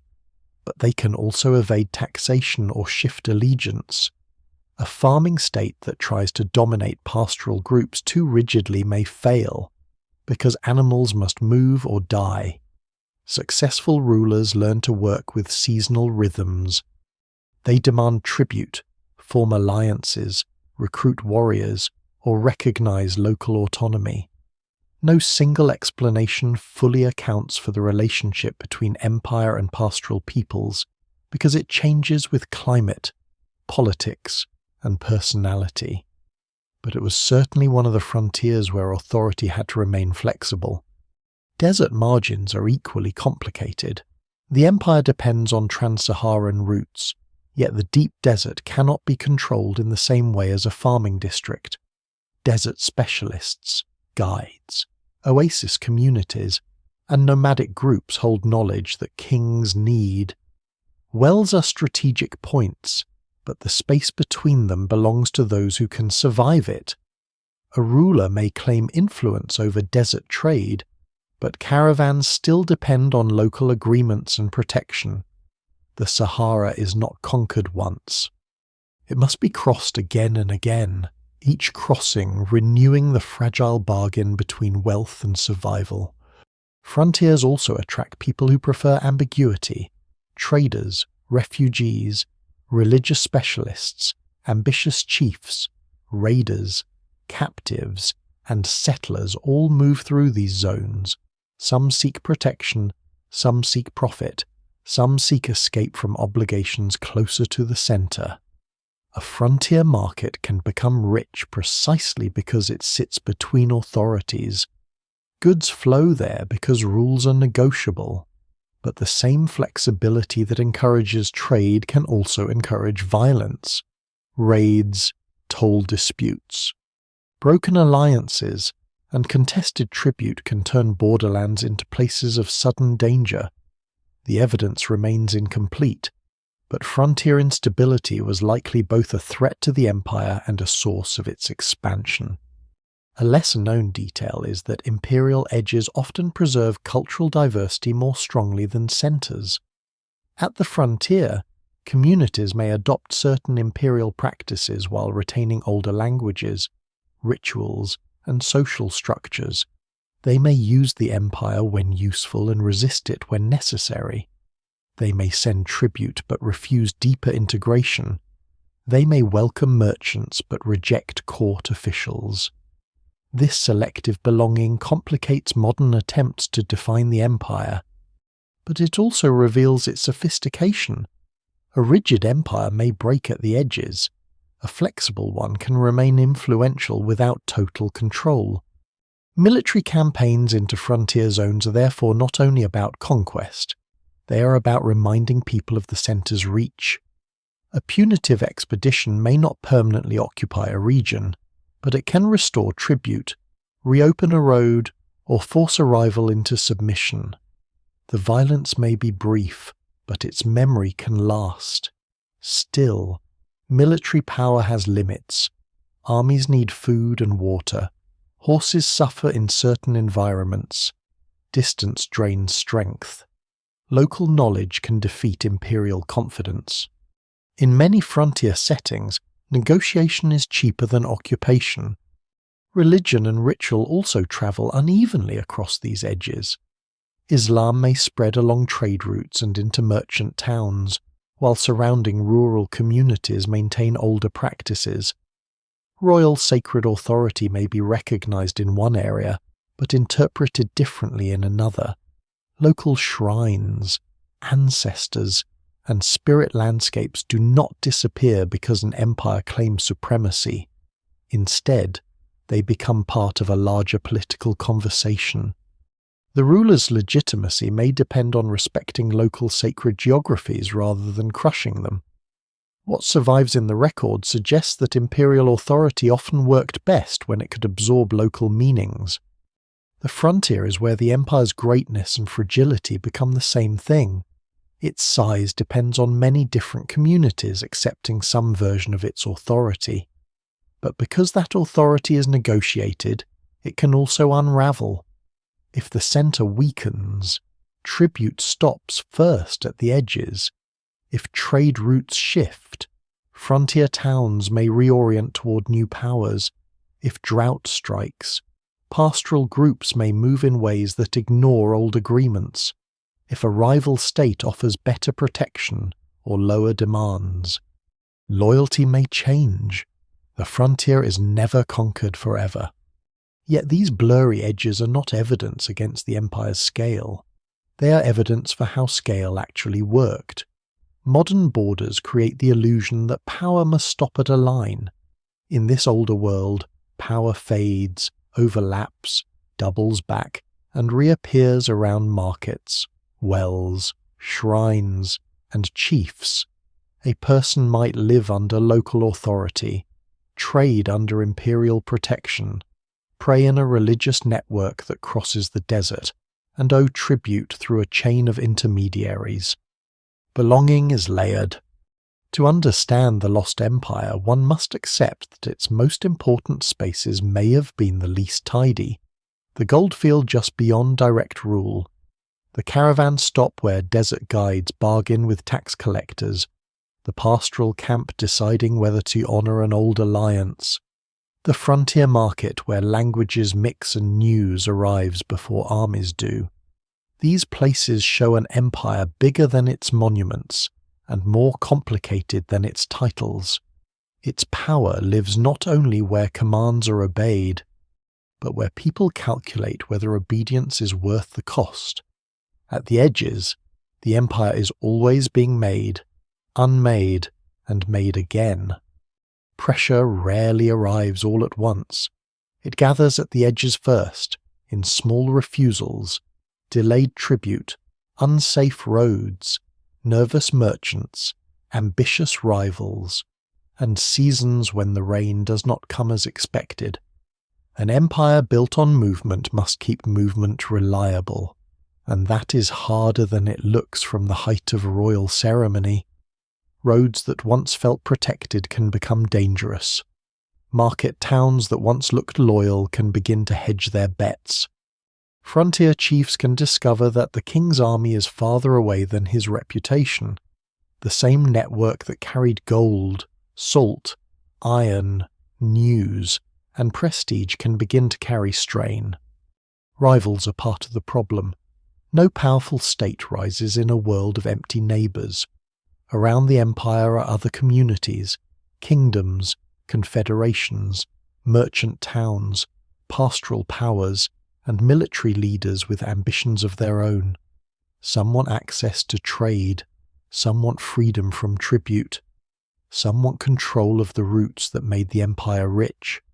Others may have once been subordinate and now see weakness as opportunity. Scholars still debate the exact sequence of conflicts and political shifts, partly because the written evidence is scattered, and partly because oral traditions remember events through heroic patterns rather than administrative chronology. But the larger pattern is clear power invites competition. Raiding adds a different kind of danger. A raid does not have to destroy an empire to weaken it. It only has to make roads feel unsafe, disrupt harvests, frighten traders, or expose the limits of royal protection. If caravans avoid a route, tolls fall.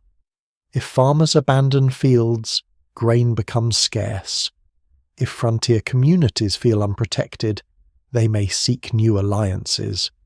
A ruler whose legitimacy depends on security cannot afford too many visible failures. The evidence remains incomplete. But in a trade empire, even limited insecurity can have effect far beyond the place where violence occurs. Environmental stress works more slowly, but it can be just as severe.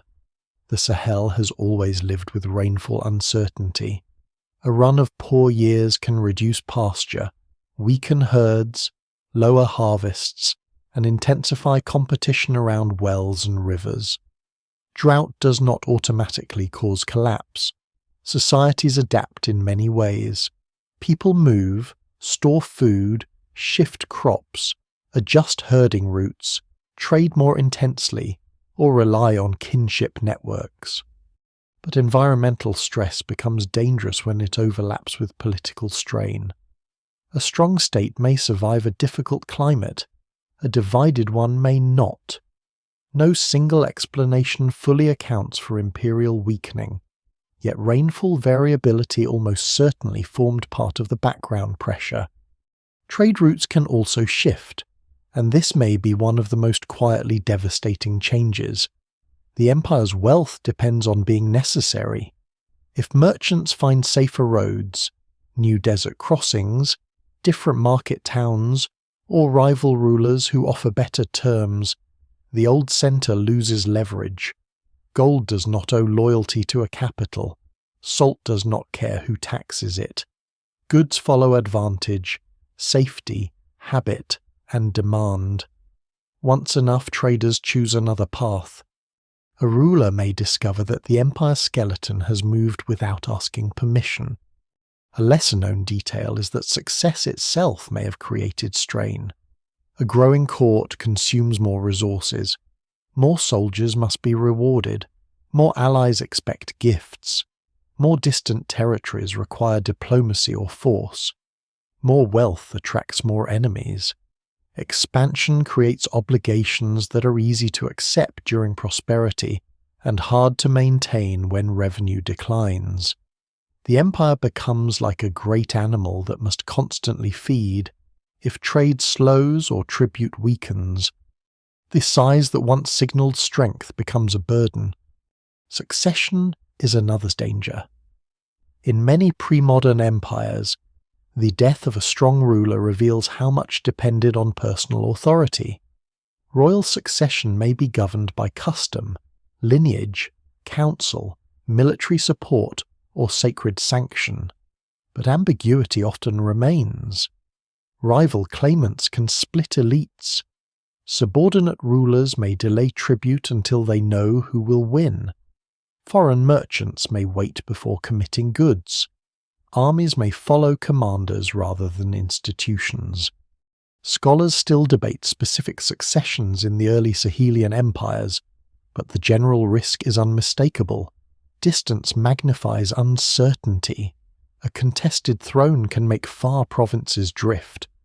Religious and cultural change may have added another layer, though it should not be exaggerated into a simple conflict between old beliefs and Islam. The empire had long managed overlapping traditions, but as Islamic scholarship, trade communities, and external connections deepened, new forms of authority became more influential. Literacy, law, and links to North Africa could strengthen rulers who used them well, but they could also empower merchant and scholarly groups with their own networks. Older sacred kingship remained important in many areas. The result was not necessarily rupture, but negotiation under pressure. What survives in the record suggests complexity rather than a clean ideological struggle. The military system itself may have faced limits. Cavalry can dominate open savanna, but horses are expensive and environmentally vulnerable. Armies moving far from core territories need food, water, and cooperation from local communities.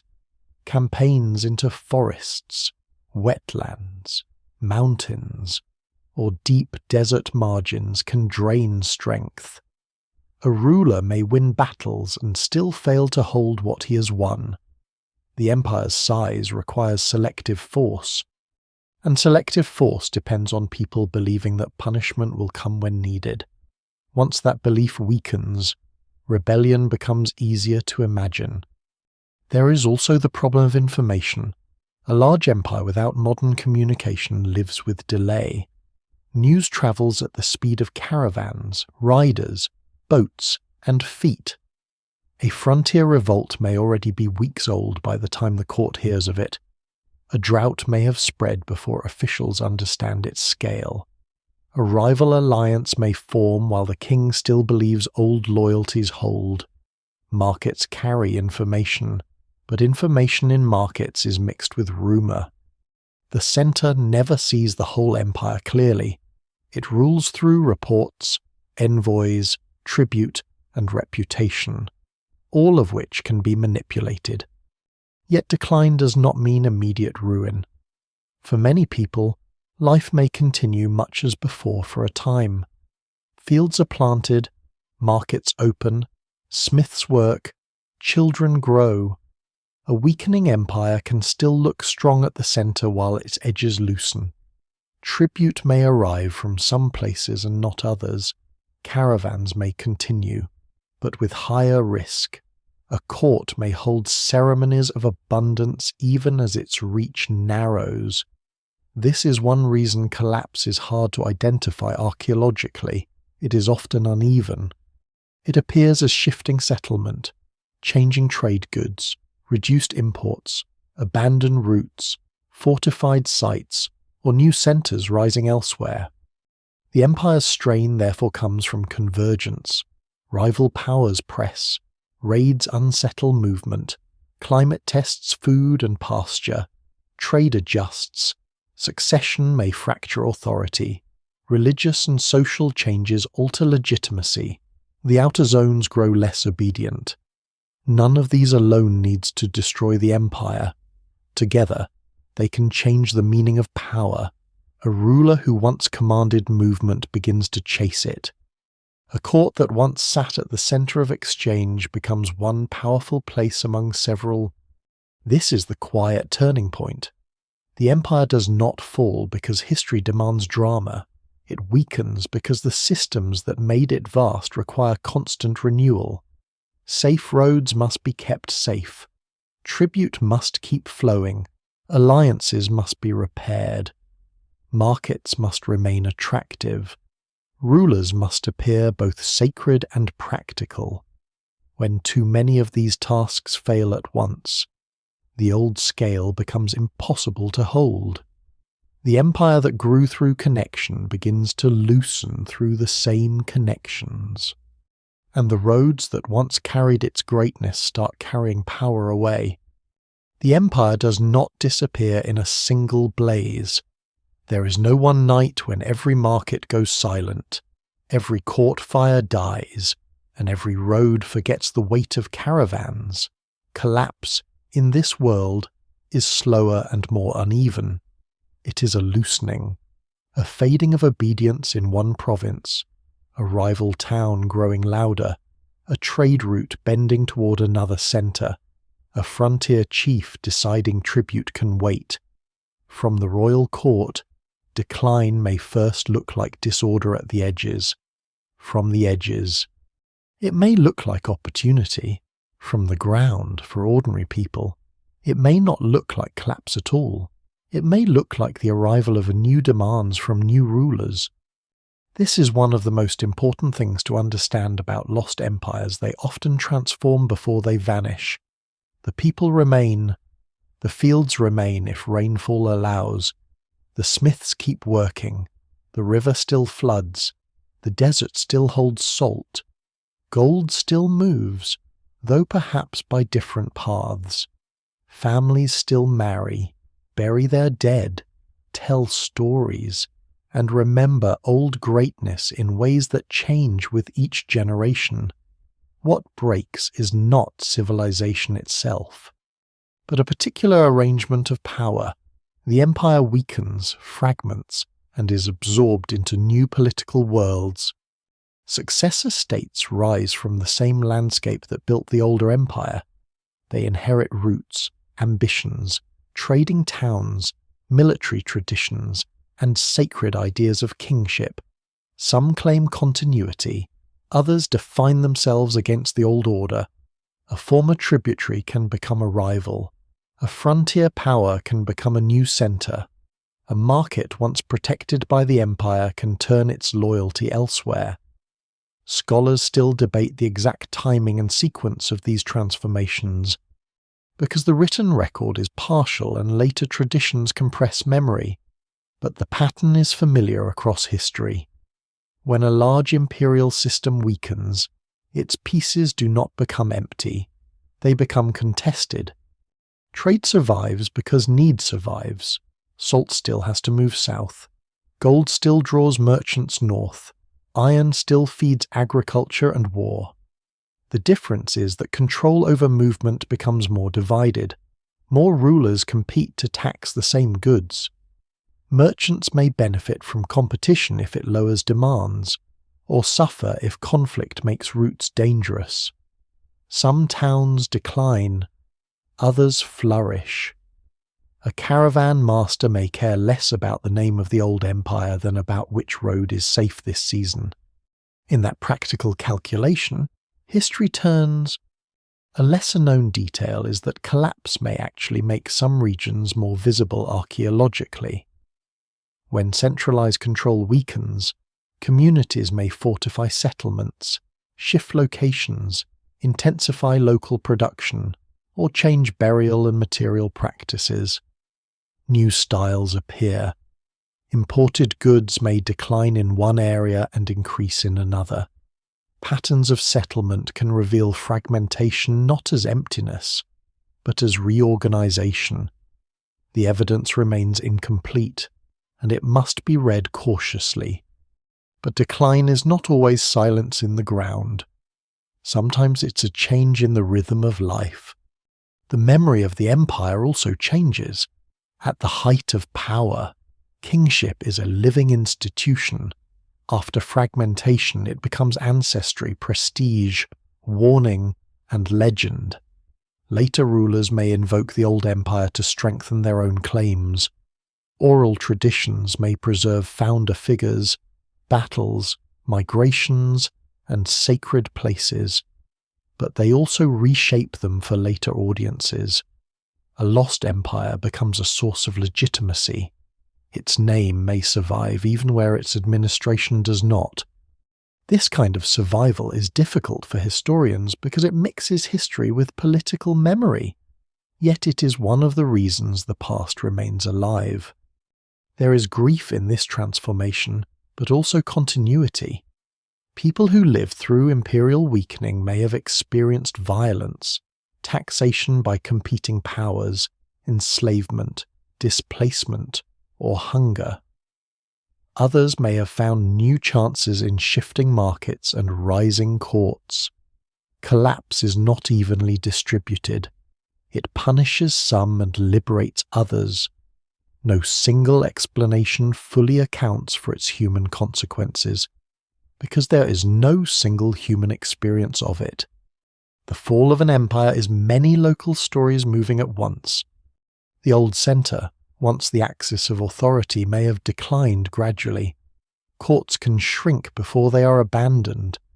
Ceremonies can continue after power has faded. A ruler may still wear regalia while tribute arrives from fewer places.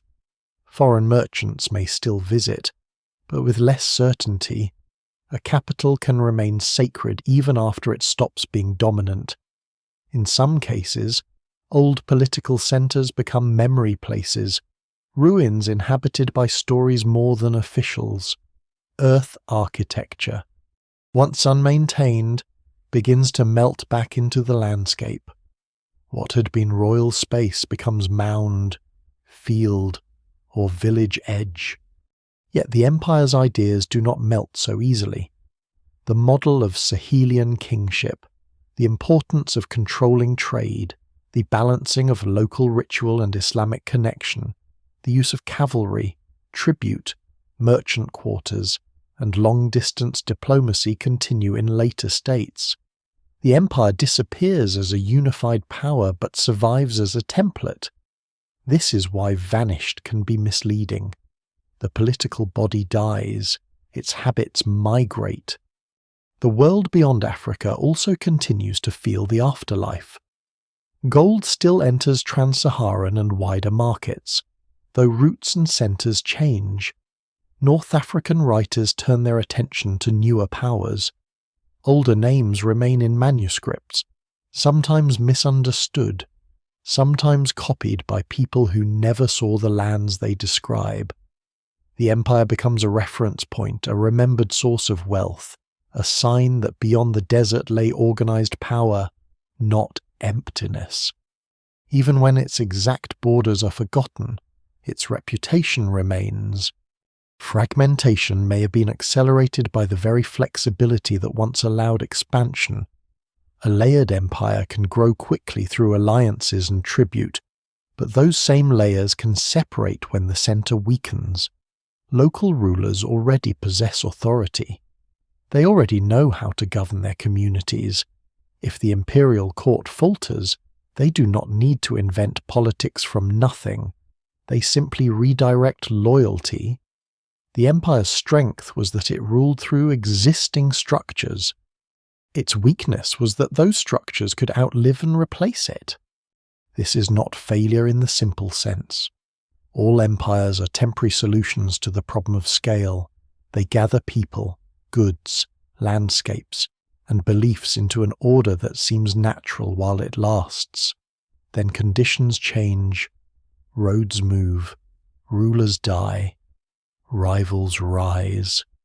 Reign shifts. The order becomes harder to maintain than to abandon. The lost African empire belongs to this larger human pattern, but its story has a special force because its decline was so often mistaken for disappearance. Later observers saw fragments and assumed the whole had never been very large. They mistook transformation for absence. What survives tells another story. Successor kingdoms, trade towns, oral memory, settlement remains, and continuing roots all suggest that the empire's end was not a blank. It was a redistribution of power across the same broad world. The road did not vanish. The caravan did not forget the desert. The farmer did not stop watching the rain. The smith did not abandon fire. The old imperial name may have faded from daily command, but the systems it shaped continued to pulse through West African history. So the collapse without disappearance becomes one of the most revealing parts of the mystery. It shows that an empire can be lost not because its people are gone, but because its unity has dissolved into later life. It can hide inside its descendants. It can survive as memory, practice, root, and ambition. The old empire becomes harder to see precisely because it did not end cleanly. It broke apart into futures, and those futures kept moving. Long after the empire's political centre weakens, its remains enter another kind of danger misreading. Ruins do not explain themselves. A mound can be a palace, a market, a rubbish heap, a sacred place, or all of these across different centuries. A broken pot can belong to a household whose language is gone from memory. A collapsed wall of earth can look like natural ground to a visitor who expects civilization to announce itself in stone. When later, travellers, colonial officials, and early historians encountered the traces of old West African power, they often arrived with assumptions already stronger than the evidence they were willing to see. The empire had not only faded, it had to survive being made small again. Some travellers listened carefully. Others described what they saw through the filters of distance, religion, commerce, or conquest. A trading town might be judged by how useful it was to outsiders. A royal ritual might be treated as strange rather than sophisticated. A settlement built of earth might be considered temporary even if it had endured for generations through constant renewal. Written records from outside the region could preserve valuable observations, yet they could also distort. Scholars still debate how to balance these accounts, because they are neither useless nor innocent. They are windows, but the glass is coloured. Colonial interpretation deepened the problem. European imperial thinking often depended on the idea that complex African civilizations needed outside explanation, or were less advanced than they truly were, where impressive structures existed. Some observers searched for foreign builders. Where structures were subtle, they assumed there had been little to find. Where oral traditions preserved deep histories, they dismissed them as legend. This was not merely an academic mistake. It shaped museums, schoolbooks, excavation priorities, and the confidence with which African pasts were discussed. The evidence remains incomplete in many places, partly because earlier generations did not always ask the right questions. Memory, meanwhile, carried the empire in another form. Local traditions preserved names of rulers, migrations, battles, sacred landscapes, and places of origin. These memories did not behave like written chronicles. They compressed time, gave moral shape to events, and tied history to identity. A founder might stand for a whole process of settlement. A battle might represent generations of conflict.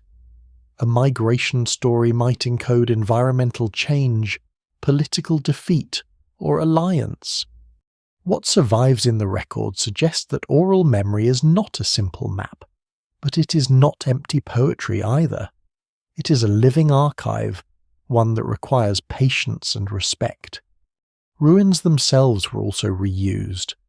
Later communities built near old centres, farmed over earlier settlements, carried away materials, buried their dead in significant places, and attached new stories to old ground.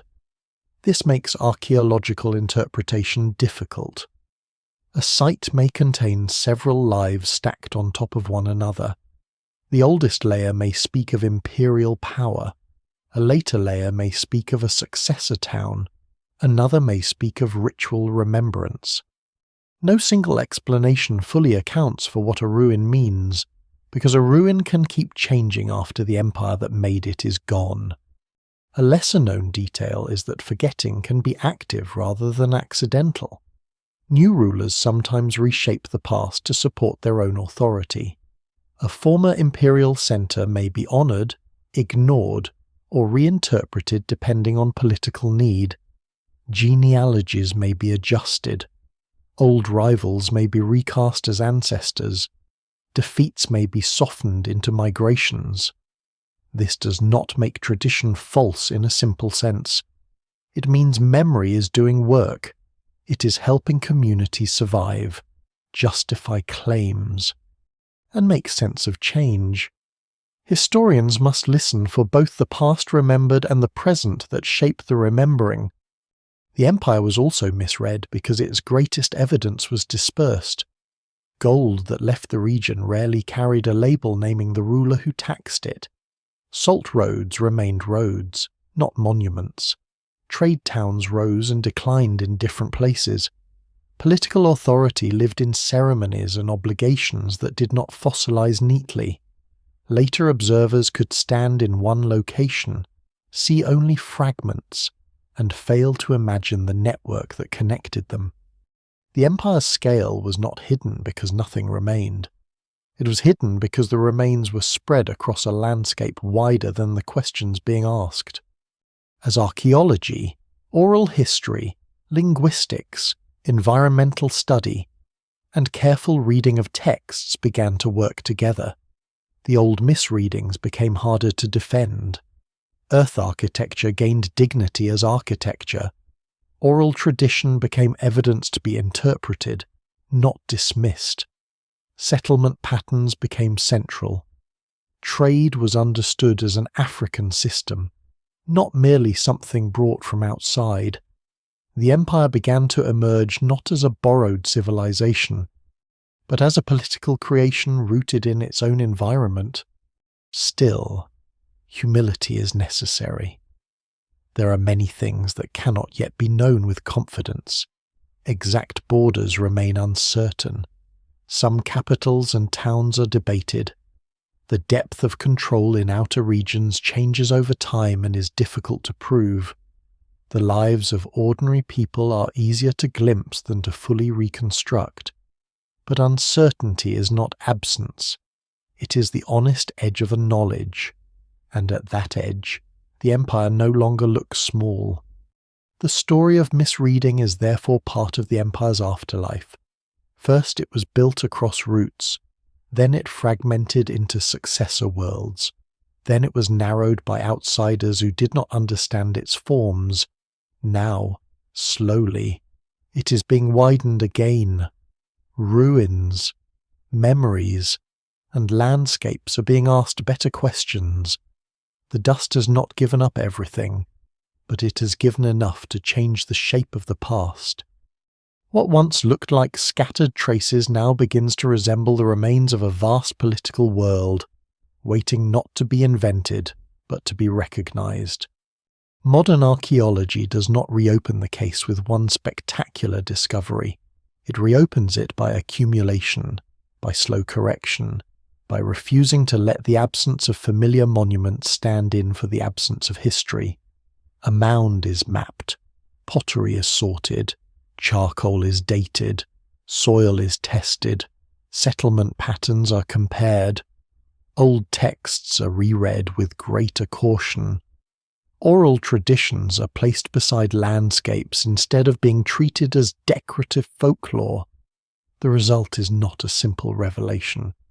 but something more powerful, a widening field of evidence that makes the old, smaller version of the empire increasingly difficult to sustain.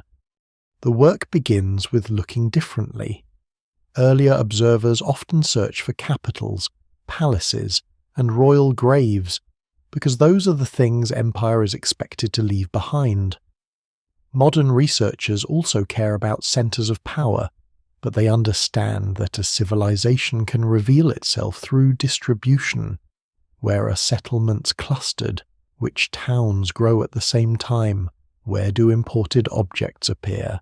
How far do pottery traditions travel? Which routes connect river, savanna, desert edge, and gold zones?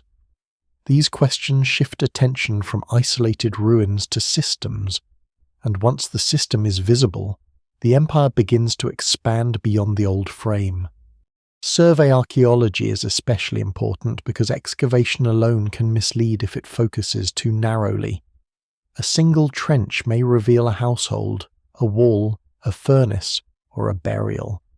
But a survey can show how many communities occupied a region, how close they were to one another, how they related to water, pasture, fields, and roads.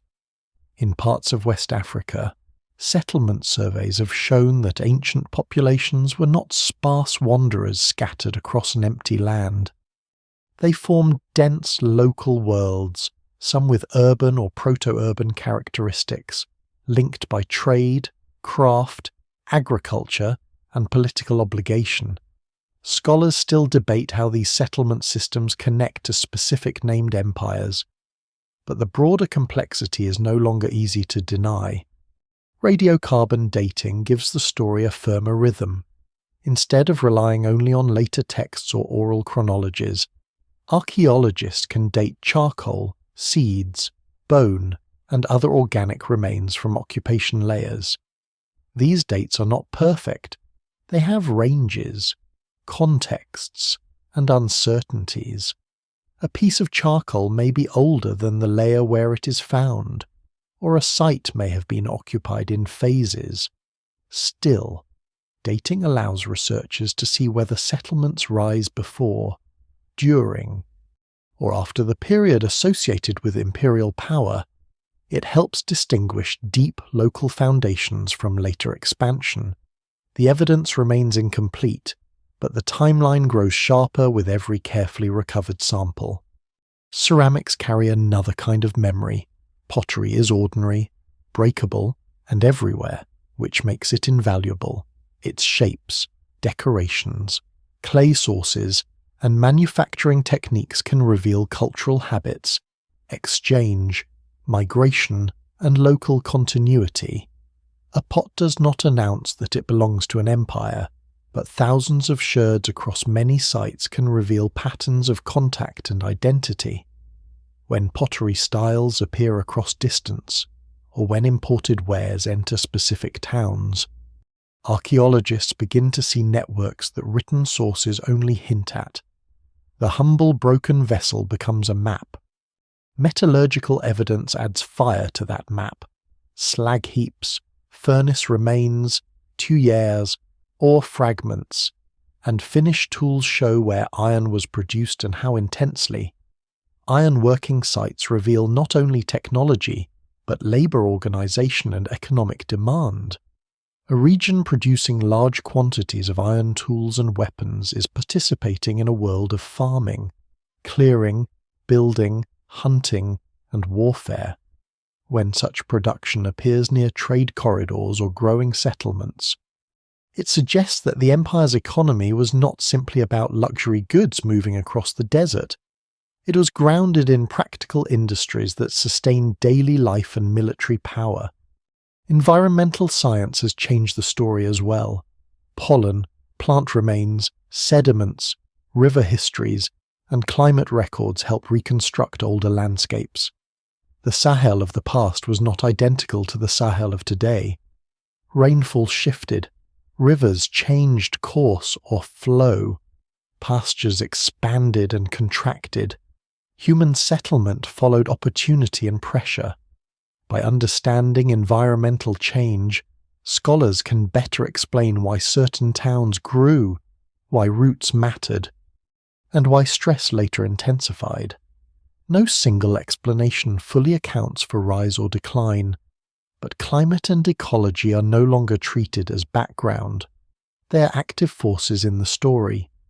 A lesser-known detail is that remote sensing and satellite imagery can reveal traces almost invisible from the ground.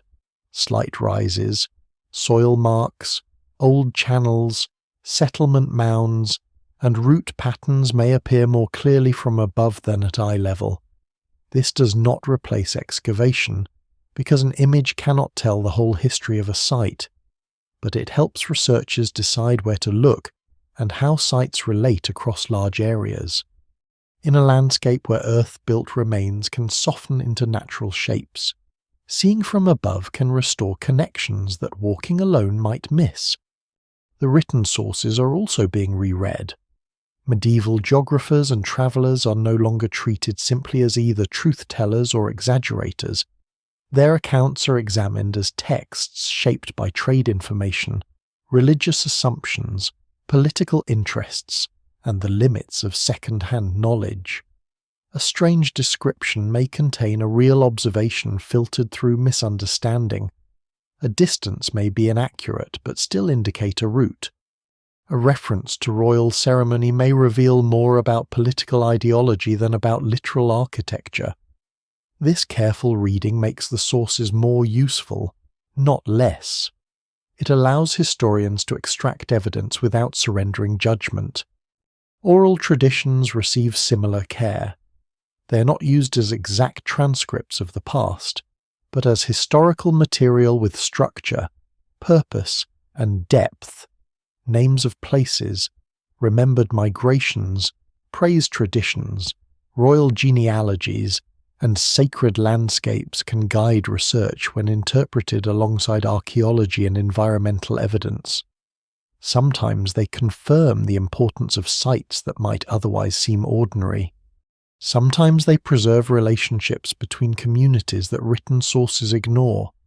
Scholars still debate how to date and interpret particular traditions, but dismissing them outright now looks less like rigor and more like blindness. The debates remain alive. How centralized was the empire? How far did direct rule extend? Which archaeological sites correspond to famous names in the texts?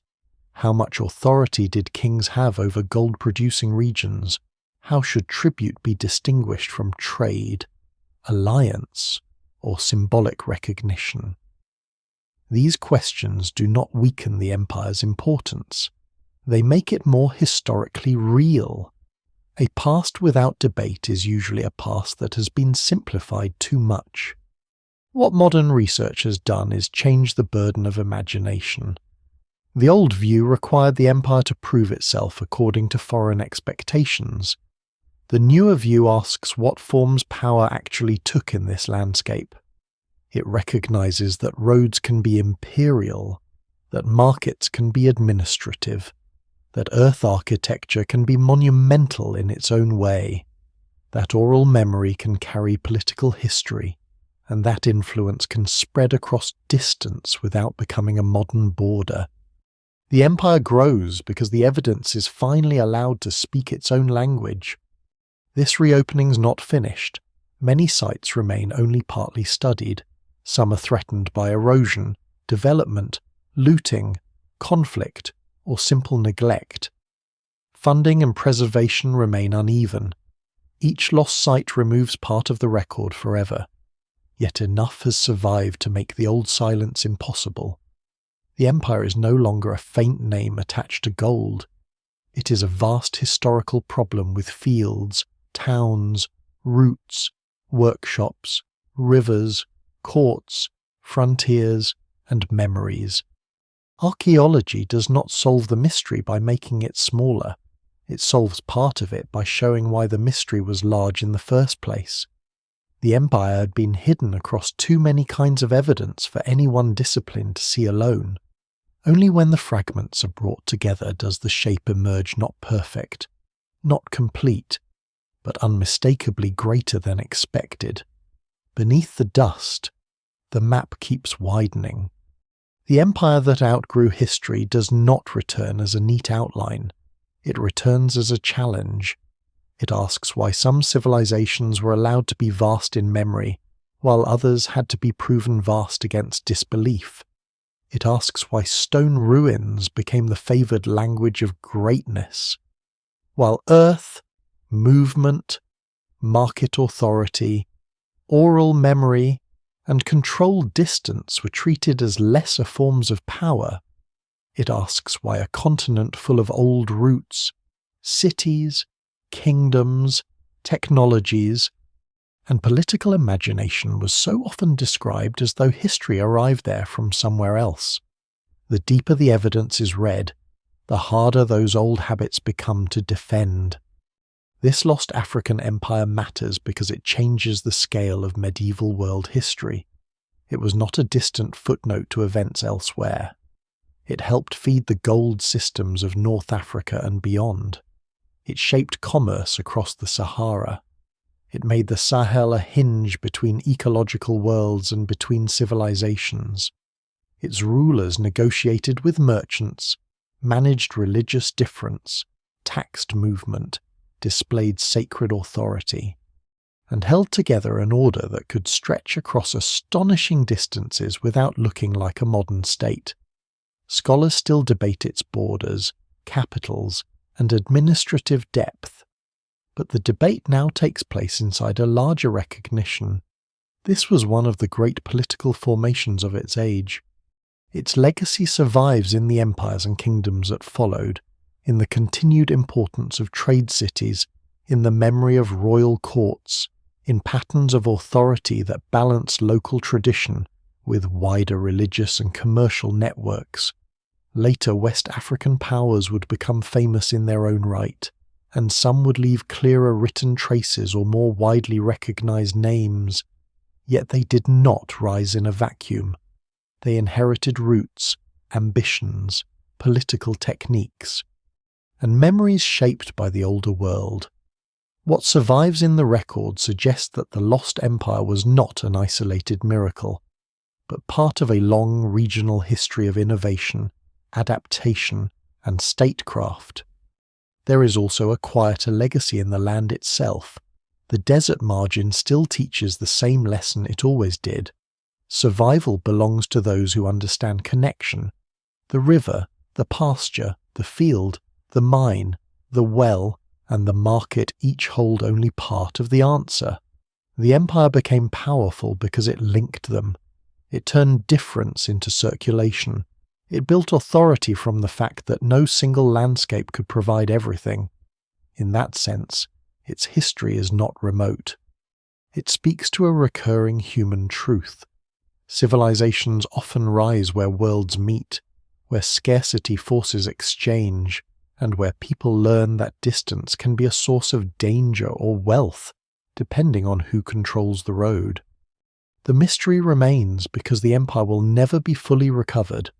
No archive will suddenly restore every tribute list, every royal decision, every village name, every market dispute, every miner's journey, every woman's labor, every child's memory of caravan bells at dusk.